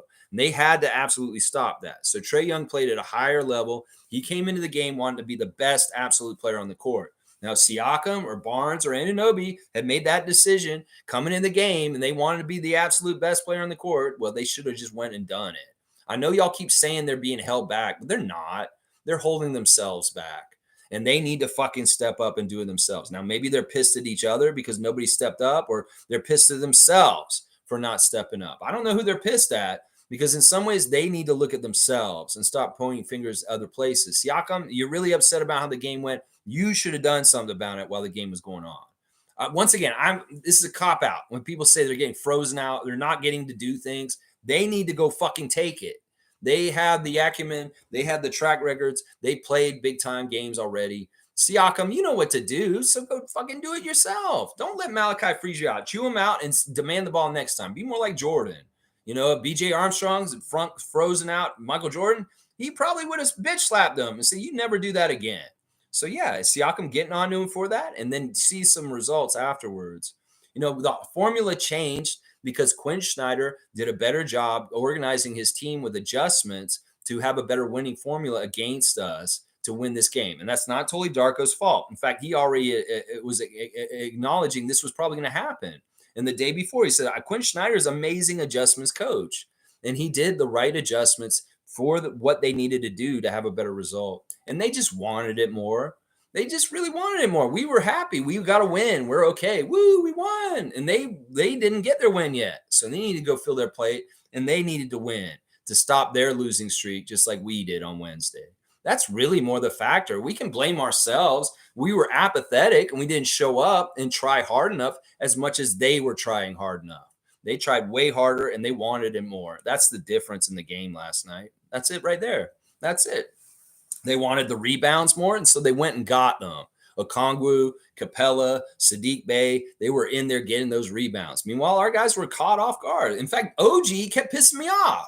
He kept coming in like, listen, if you're a good rebounder, you understand the arc of the ball can portend where it's going to land off the shot on the rebound. If you're way outside, it's going to be a long rebound, right? If you're short, it's a short rebound. So, OG, if they're taking long threes, why are you coming into the paint to rebound? Because there are all these long rebounds were coming out the rim and they were bouncing over your head. And then the Hawks would go get it. There were a lot of times where OG would get out of position to rebound the shot and end the possession. And all of a sudden they got offensive rebound because he's not like looking for where the shot's going to go off the rim. And it's like, dude, position yourself to go get the rebound. Watch the shot and go to that place, that spot, like Dennis Rodman would. No, he's coming inside. And like, dude, that's not where the ball's going to bounce. And I'm like, what the fuck? You're totally missing the defensive rebounds because you're like not in the right position. OG specifically was really bad at that last night, just so y'all know. Really, really bad at that last night. Yeah, the formula changed, and the Hawks flipped the script, and Trae Young decided he really wanted to win last night. That's why we lost. G saying a lot of good points in here. OG is one of the best defenders in the league. This year is not showing as much. Could it be that they are so focused on the new play style and game that they lose focus on D? I don't know what it is. Once again, I'm just in general going to say they're unprofessional. They're not playing as NBA players to the professional level that other NBA teams are taking them seriously. Whether it's preparation, whether it's mindset, whether it's making sure you accomplish assignments in the game, whether it's making free throws. There's a lot of fucking things about the Raptors that aren't professional right now. And it is on the players for not taking a professional level of excellence and living their lives that way. In some ways, everything matters. Like they said, you're going to live your life, how you eat your breakfast, how you do your workout, how you do your fundamentals. Everything matters, whether it's going to add up to winning. And if these guys aren't professional enough in general, or in certain ways, it won't add up to winning. It just won't. Jillian's saying, cool cat. So everyone's blaming OG for no reason. I'm just saying that he may be the person that I'd be most likely to trade. Yeah. In some ways. I mean, look, he had 20-point games 2 in a row, and now he has a 7-point game. No, that sucks. That's no good. That is no good. That is no good. CountryCon saying, so we're at 10 and 15 starting Dennis and Yak. Darko says that starting Scotty at point guard is against his religion. I don't know if he ever said that. It sounds like you're putting words in his mouth. Nick Nurse was at least willing to try things. Now we have to make a huge trade before any adjustments. Well, in some ways, the body of work of Nick trying to make this roster work last year is part of us trying to figure out if it works. Now we have a different coach and a different system, and it's still not working. So it's not like this is something that's like been going on for a while. We changed the coach. The coach has been changed. Now it's the next part is to look at the players, and that means it's time to trade somebody. So it's you can't just say it's just this season. 10 and 15, 25 games in, the body works from last year to an extent too. And well, once again, you're trying to imply that it's Dennis and Yak or something like that. That's not what this is. It's those three really talented guys not stepping up and playing to the highest level that they can. And it's all three of them. It's not just one of them. It's all three of them, you know.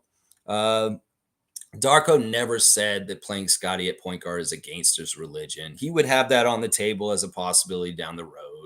That's silly. I think that's once again hearsay and bullshit coming out of that idiot's channel, the other place. Let's see. Wayne saying McDaniels has proven not to be a good fit. We can package his ass. He just keeps doing selfish 3-pointers without giving everybody touches. Well, that's garbage time. And in some ways, he's playing to try and make himself look good and trying to get possibly a rotation spot in a game coming up. I can't fault him for that. He wanted to take shots. He missed them all. So he didn't make them. So it doesn't matter. But yeah, that's really what that is. I don't mind trading him though. If he's a good piece and he can be involved in things, that's not a big deal. It's not a big deal. G saying, I don't want to trade Pascal or OG, but bracing myself for a trade to build our depth. I believe in the end, it will be a matter of what package is best and fits the team the most. Yeah. Yeah. I hope that's what the front office does. That should be the criterion, what they're thinking about. I don't really want to trade either one of them either, but I think we have to at this point. I think one of those two guys needs to go. And I'm leaning more towards keeping the second banana of our championship team on our team over even OG, who could be the most best defensive player in the league. For some reason, the prestige of Pascal is good to hang on to. Just trust me. And there's some things about him and Siakam, him and Scotty, sorry, that are going better than him and OG. As much as OG and Scotty are friends behind the scenes, in some ways their connections on the court, they're normal in general, but they're not like super amazing or like doted on a lot. In some ways, the connection between Siakam and Barnes is much more tangible and fruitful. And you don't see a whole lot between Anunoby two-man play with Scotty. You just don't. You don't see a lot of two-man play with OG in general. And that's another reason why. He's a very clunky player that takes up a lot of space.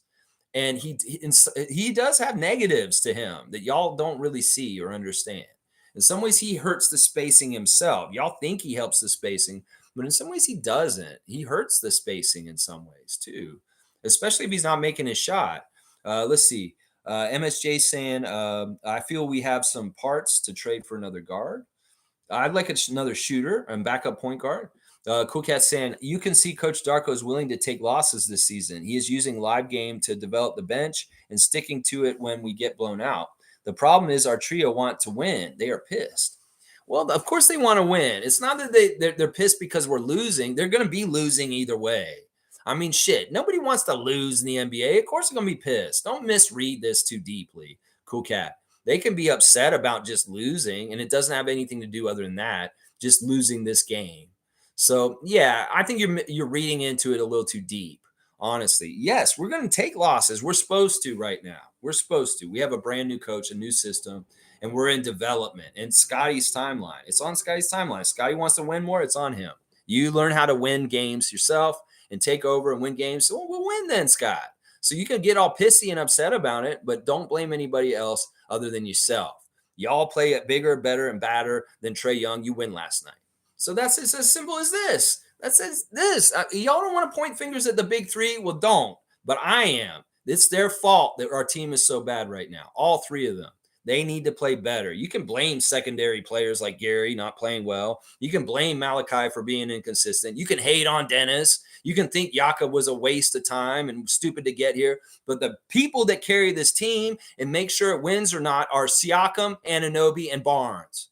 And it's on those three guys, whether we're going to win or not. It's not on the other guys. And y'all can deflect and say, these other guys. No, it's the big three of our team that's not adding up to us winning. It's those three guys. They need to do better themselves. They really want to change things. They can do stuff like they did on Wednesday. They can try harder, play better together, and it'll happen. But if they don't, then one of them's got to go. And that's just how it is. That's just how it is. Jillian's saying fascinating, fascinating. Well, they're pissed because they don't like losing. They're not pissed at the coach. They're not pissed. Like she can try and put it. Okay, Siakam's pissed at Malachi for these couple things on the court. Okay, we could probably see that. But seriously, I wouldn't say that they're pissed. They're just pissed because they don't like losing. Seriously, it's as simple as that. Nako's saying, I think I want to trade Pascal more than OG. You can convince me of trading either for the right traffic.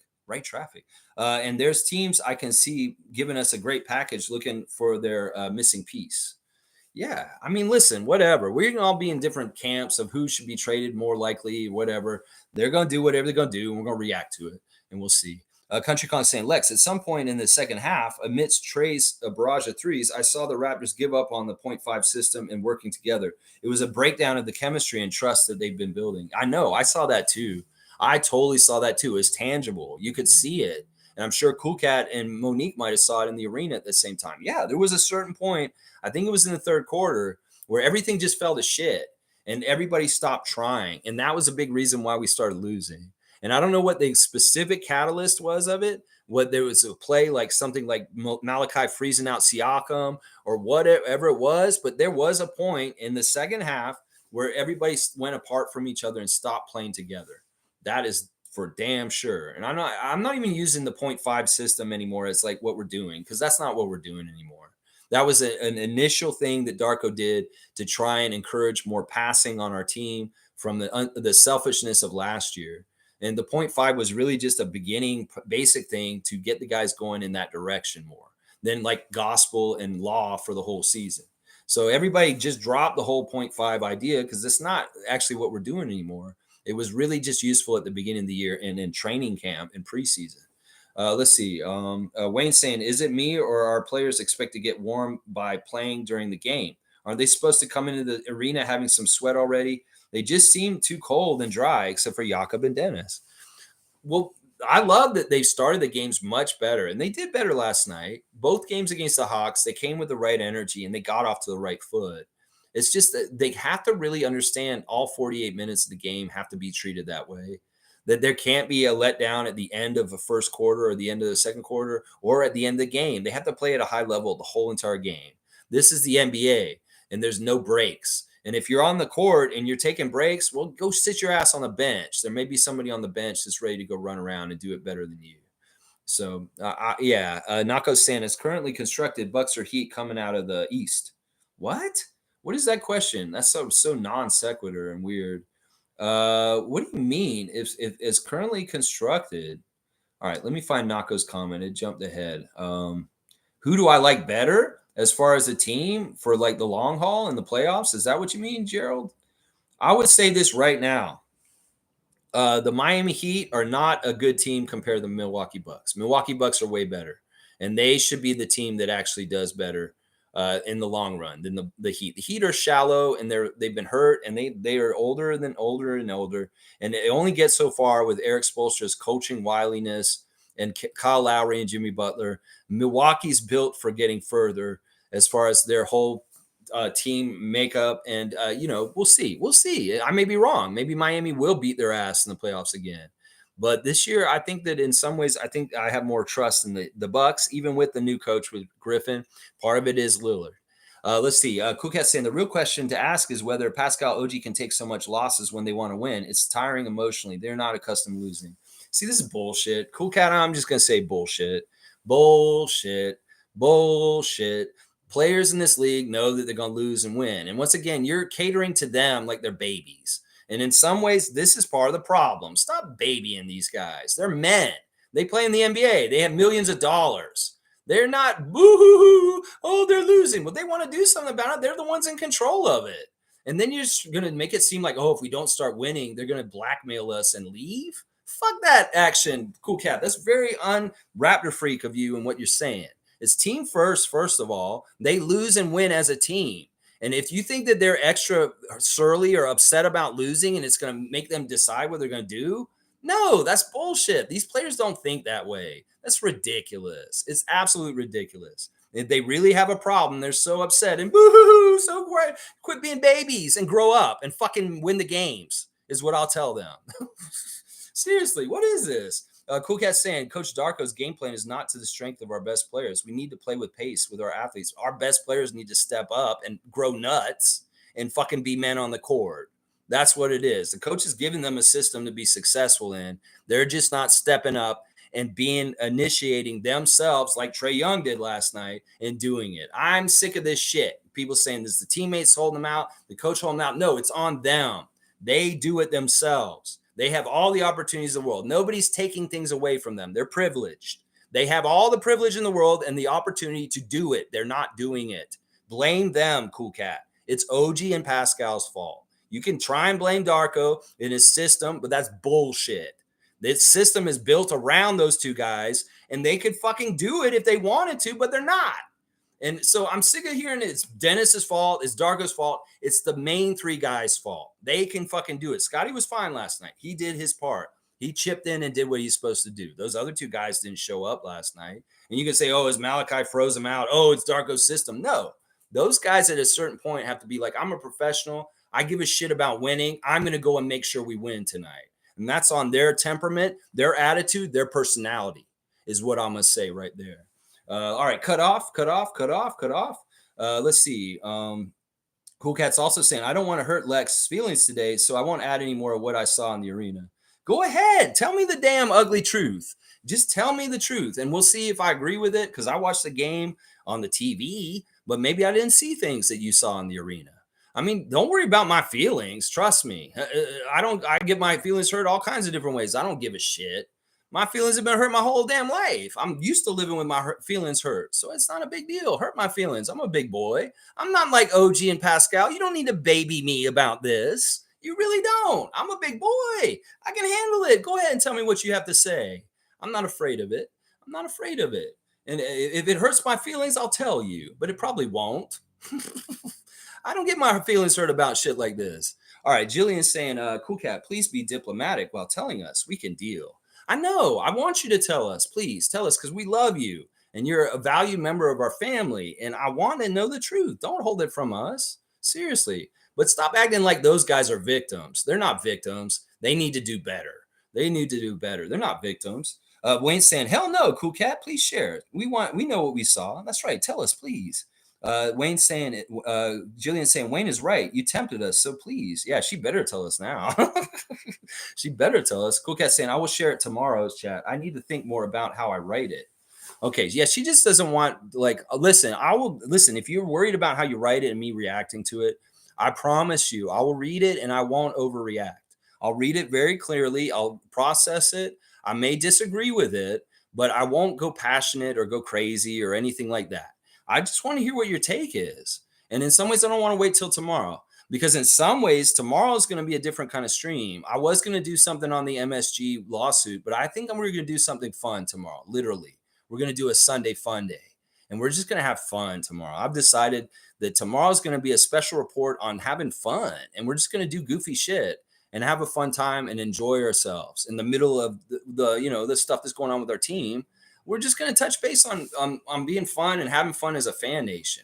I was going to do MSG, but it's like, what is the point of talking about that stupid lawsuit? So instead, we're going to have a Sunday special report, Sunday fun day. So in some ways, if you want rain on parade, do it today, because tomorrow's going to be all about positive and trying to have fun and just keeping things kind of light. In some ways, we may not even talk about the Raptors very much tomorrow, just so y'all know. I'm thinking about doing just like a story time. Like I'll just tell some stories, and maybe you guys can tell some stories too. And we'll just talk about like fun stuff that maybe not totally necessarily related to the basketball or NBA or Raptors. So yeah. Let's see. Cowboys saying it's that bad. Oh my gosh. All right. Basketball Rewinds in here. Kenyon has returned. We see Basketball Rewinds in here. He's saying, hey, Cool Cat. And Cool Cat saying, hey, Rewind. Let's see what Kenyon has to say. We were lackadaisical on defense, which is a bad sign. By the way, Lex, they aren't giving up on Onyeka. Who's that? Who's that? Onyeka. Let me see. Oh, Okongwu? You're talking about Okongwu? I don't even know who you're talking about, Kenyon. We were lackadaisical on defense. That's for damn sure. Yeah, I totally agree with that, which is a bad sign. Yeah, they could tighten that up. They're not giving up on Onyeka. Who's that? Are you talking about Okongwu? Is that his first name? I'm trying to figure this out. Jillian's got my time. They won't give you bogey. They want to give you their leftover scraps. Bogey also has bad knees. Anyways, I'm sure you will read this after your stream is over. So yeah, take care. No, I read it on the stream, Kenyon. I'll go over 3 hours. I don't give a shit. Well, maybe they will have to give us the bogey if we're going to do a deal with them. I don't know. I strong arm them. I would love to get that set of Serbians. You can be a naysayer and say, oh, we can't do that. Well, then maybe we don't do a deal with the Hawks. We deal with the Pacers. We deal with the Kings. We deal with another team.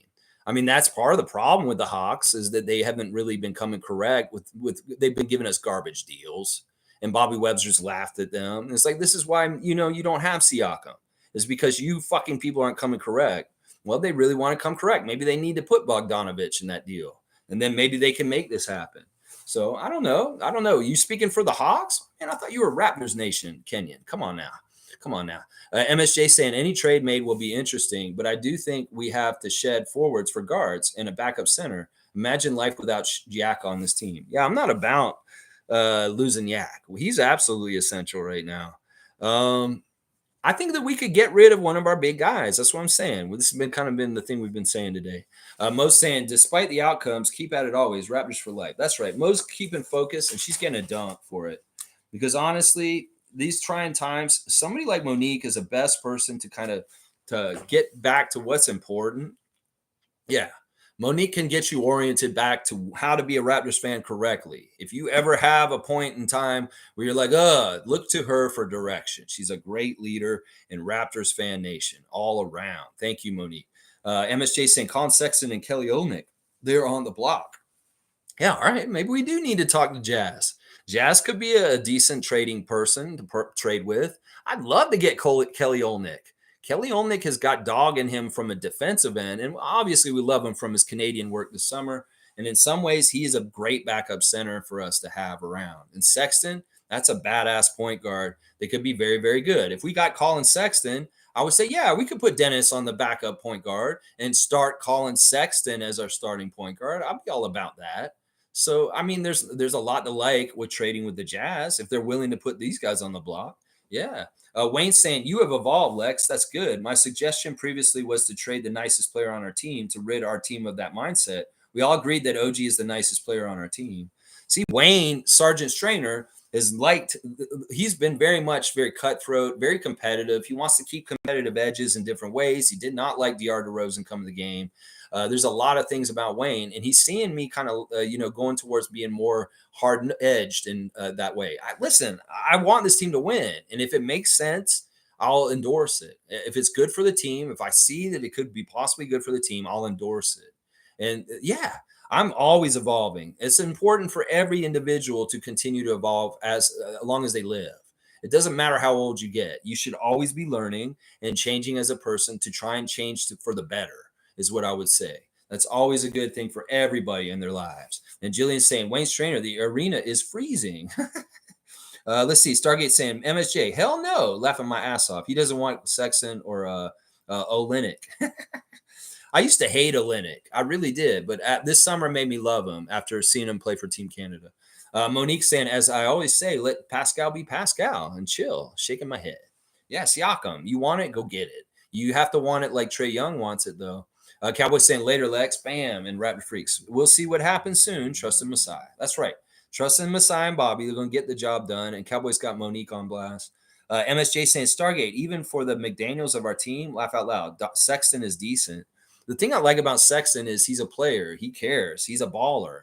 And he has some dog in him. And in some ways, that's what I want. He's been discarded by the Cavs. And if the Jazz discount him too, even if he's a hothead and a little bit of an asshole, if he came to our team and he was with Dennis Schroeder, Dennis could be like, you know what? I see a lot of myself in you. And I want to tell you how I kind of chilled out and made my career better. And I could maybe help you. That could be very fruitful as far as Dennis Schroeder mentoring Colin Sexton, just in case he's any kind of like problem for teams. And that's why he's not sticking anywhere. I mean, I wouldn't be worried about getting Colin Sexton because I've seen him on the court try really, really hard. He's a try hard. And we may need more tryhards. MSJ saying, as fans, got to remember there will always be the morons talking crap about the team. Remember that 50% of the population has an IQ under 100. That's a good point. 50% of fans, too, are below average intelligence. Laugh out loud. That's so true. Thank you for putting that touchstone as far as what we need to remember. Yeah, you're right, Chris. You're right. A Stargate saying at MSJ, please, bro, Utah's not taking McDaniels. Laugh out loud. When you guys make those trade scenarios, you need to look at both teams and what each specifically needs. How does he help Utah? He doesn't. Laughing my ass off. I don't know. Maybe they could see somehow, some way how he could help. And it's going to be more than just McDaniels in that deal, obviously. I mean, that's not equaling what's going on in that deal with if there's Olenek and Sexton coming this way, it's got to be more than just McDaniels. He could be just thrown in there.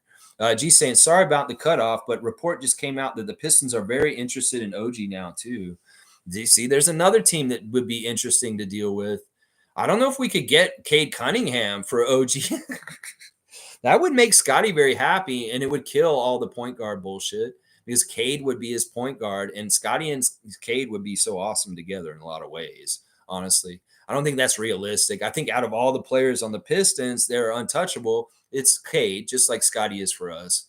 So I don't know. What would you get, beef stew? I don't know if he's what we need. What is on the Pistons that we need? The other Bogdanovich? Maybe the other Bogdanovich. Maybe. I don't know. It's tough. It's tough. It's tough. Let's see. Stargate saying that, gee, sure, if they offer Cade and Ivy, sure, we can talk. I don't even know if I want Ivy. I'd be maybe more interested in one of their bigs, like Duran, or, man, this is tough. I definitely don't want any of the cast-offs from out west. Like, I don't want Wiseman. I don't want any of those jabronis from over there, like Kaminga or anything like that. No. G saying, laugh out loud, Stargate. It says a lot about OG that even in an expiring contract, he may get a bidding war. Yeah, I could see it. He's that commodity. He's been built up this way for a few years. Jake Fisher, all of his bullshit. You know, they built up OG as a trade piece in this league for a long time, and in some ways, that's Masai and Bobby's work of building value in him, and he's going to be something valuable in the trade market, no matter what. Let's see. Wayne saying point guards in this league to be effective have to possess a consistent 3-point shot. Dennis has to be fearless in taking opportunities. Any curtailing of his abilities does not serve us well. Yes. That's why I want him to have the green light, and he shouldn't be second guessing himself if he shoots threes. Even if he shoots just as bad as Fred last year, we need that role to do that no matter what, y'all. Maybe he takes less shots, but he needs to have the green light if he's open, and y'all need to stop being upset with him if he's shooting a bit in the game. Seriously. All right. Thank you for the time cutoff and peace. The peace dove. All right, let me finish up for real because I am getting tired and I am over 3 hours. I kind of told myself I only wanted to do 2 today, and I'm already over an hour of that. Let's see. Carlos saying, what's frustrating here is we have some games that show the amazing potential of the current roster, and then we have games like yesterday where you couldn't score in 5 minutes in the fourth. Yeah, it's frustrating. It's really inconsistent. All right, I might need to take a sec because I'm getting really tired. My voice is starting to feel like I should not be talking so much. It's the kind of thing where it's like I've talked so much, I'm kind of like getting fatigued.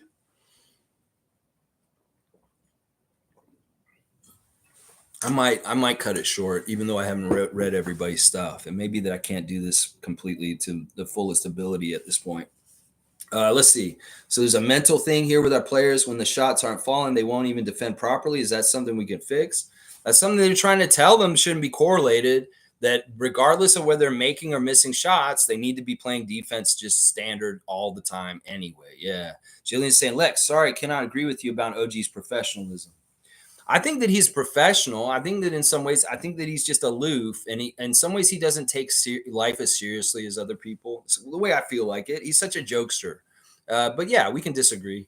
And I'm really going off of an outside perspective. I don't know him privately or personally. I have no idea what he's really like. So I could be totally off base, and I would rescind my opinion if I found out future facts that contrary to what I said. So I would just say that I'm speculating on the outside from things. And Adriana's calling me. She thinks I'm already done, but I'm not done yet. Wayne's saying it's about winning championship mindset, Jillian. It's not talent. It's about having total disgust towards your opponent and the desire to devour them and beat them without any regard for them, period. That's exactly right.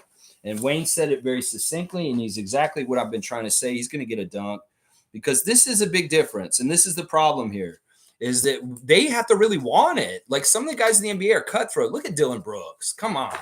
In some ways, our guys are little pussy cats compared to some of the lions in this league, is what I'm saying. This is the difference. There's lions out there, and we're running around with like domesticated cats, and this is no good. And Carlos got it. He understands. It's a killer instinct. Exactly. Thank you, Monique. I really need that cut off now. And let's see if there's only a couple of comments. I'll read them. Jillian said, I can kind of understand comments in reference to Gary, but OG and others have also had an off night. Again, Masai said he doesn't like trading in December. That's all. I think he said it last year because it wasn't the right time. This year, it may be the right time. We'll have to see. In some ways, he doesn't like trading in December, maybe possibly because of Christmas. And that in some ways, he doesn't like doing that kind of stuff. It's like awful corporations that fire people before Christmas.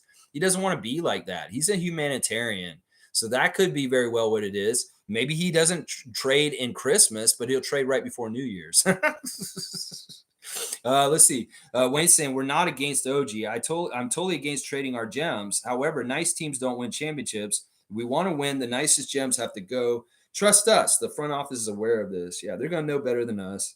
And Jillian's saying, and I'm not too sure how we got on this nice strain. OG being a hood player or not is not about being nice. A good player, you mean? It's a funny, interesting autocorrect, though. I don't know. In some ways, I think Wayne said it best in his last comment about the difference between competitive spirits in the league.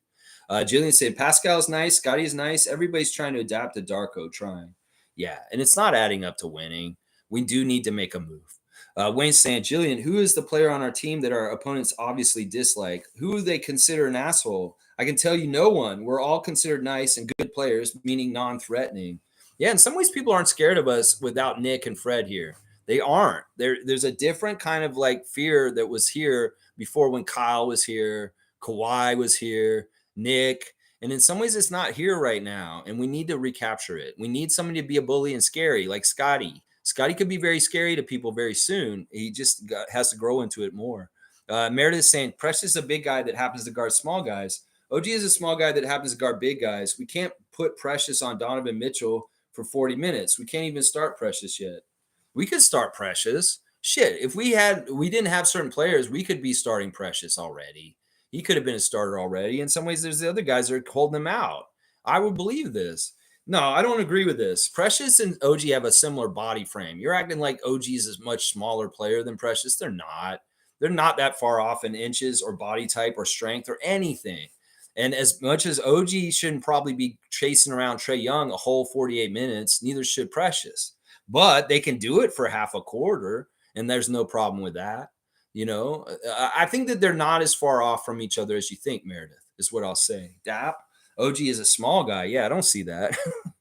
Carlos saying Dargo's system is a complete 180 from Nurse's system. And anyone who played organized sports, that is not so simple to change habits, play style. Yeah. And also, so basically, if you are expecting this new system to be implemented after 20 games, you're going to be in for some disappointment. Yep. Speak the truth, Carlos. Speak the truth. Stargate saying, sorry, I don't disagree with Lex much, but I disagree here. The players are demanding the ball and are trying to take charge, but this current system doesn't allow for that. I have to agree with Cool Cat here, in my opinion. Well, I think that it's morphed a bit. In the beginning of the season, it was very equal, and y'all were like, no, you can't be equal. You really got to dote on Siakam and OG. And on some nights more recently, we really have gone through the big three more, and we saw success on Wednesday. We did it on Monday too, but we didn't win. But last night, maybe we did go away from it a little bit, and that was a problem. I'll admit it. But once again, I don't see anybody trying to stop these guys. These guys are big time guys on our team. They should be throwing their weight around. They should be like Michael Jordan. They should be like Kobe. They should be like LeBron and say, it's my ball, guys. I'm the captain. I'm the leader. Give me the damn ball. And in some ways, they need to have that aspect of their personality a little bit more. Sure, the system could be more conducive to feeding them, but at a certain point, it's also just them saying, fuck it, I'm in charge. I'm going to do this. And that's what I'm trying to say here. Jillian's saying, Lex, really wishing you and Cool Cat could sit near each other at the next game, then report back to us what you both see. You're both saying such different things. Well, she was at the game and I wasn't. So in some ways, she may have a better idea of what happened than I do, but she won't tell us what happened yet. Listen, if she tells us tomorrow, that's fine. But tomorrow we're going to do a special, I don't even know what we're going to talk about Raptors tomorrow, you guys. I might tell just stories, crazy stories or something. I don't know. I want to do something very different tomorrow. Let's see. G saying, I was very annoyed yesterday that Pascal didn't get the ball more. Not gonna lie. Maybe it's both, partly the new system and passivity from the players. I think it is both. I think there is a little bit of blame on both, but in some ways, those guys, it's on them. Seriously, this has never been this way in the NBA for me. If you're a number one player on a team like Larry Bird back in the day with the Celtics, or Mitch Richmond with the Warriors, you are getting that ball, and it's not just the coach's scheme that feeds you that. You make it happen for yourself because you're a superstar. Superstars make the ball get to their hands, and they make stuff happen no matter what. There's no excuses about people holding them back, whether it's defenders, whether it's other players on their team, or coaches. They just make it happen. And that's the thing that I'm saying here. It's like, look, I wish he'd gotten it more, but in some ways, he needs to make himself more active himself to make it happen. And in some ways, he disappears, and that's no good. Siakam, you got to make it happen, bro. In some ways, it's on you. You have to do it yourself. So, all right, let's keep going. I really want to finish up. And definitely don't comment anymore, guys. Definitely no more. Wow, there's way so much in here still. Let's see. G saying, I was very annoyed yesterday that Pascal did. Oh, yeah, I read that one. G saying, they want to be nice and go through the motion of the system and not demand the ball like they should. I think both can be true. Yeah, there's probably a little bit of both that's true. Jillian saying at Cool Cat and G, I just told us that they are so wanted the ball last night. Siakam wanted the ball and he dogged out Malachi for it. Good. I'm glad he did that. Carlos saying, I don't think the mandate for Darko is for him to create a system that fits Pascal, OG, and Scotty. He's creating a system for Scotty and looking if OG and Pascal can fit in. I think that's a very good discernment that Carlo's making. This is true. This is not necessarily a system for OG and Pascal because they may not be in the future. This is a system for Scotty and whether they can fit next to him. G saying, but it's not like Dennis ball hogged. So where did the lack of shots come from? I read Flint somewhere, but still doesn't make complete sense. They are 3 out of 5 of the starters, and they should have more control. Yeah. In some ways, that portends that they're not being alpha enough. If they're not even being alpha enough with their own teammates in the hierarchy of who should be taking shots.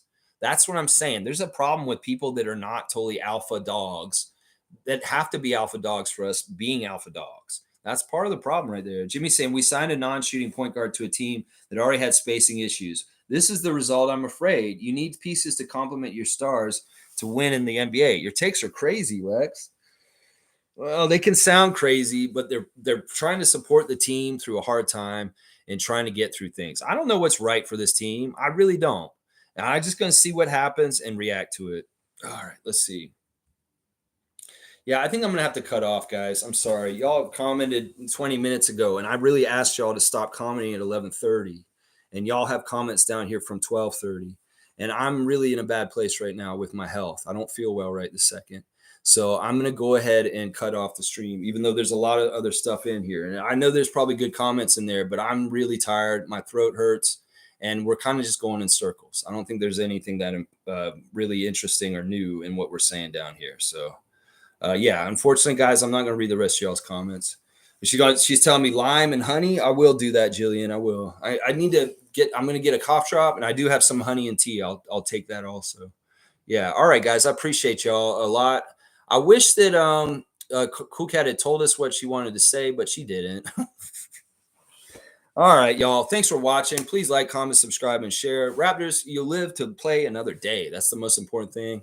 And let's not overreact, Fan Nation. Let's just let the Raptors be who they are, a work in progress. And hopefully they'll be better as time goes on. All right, y'all. I appreciate y'all. Let's go, Raptors.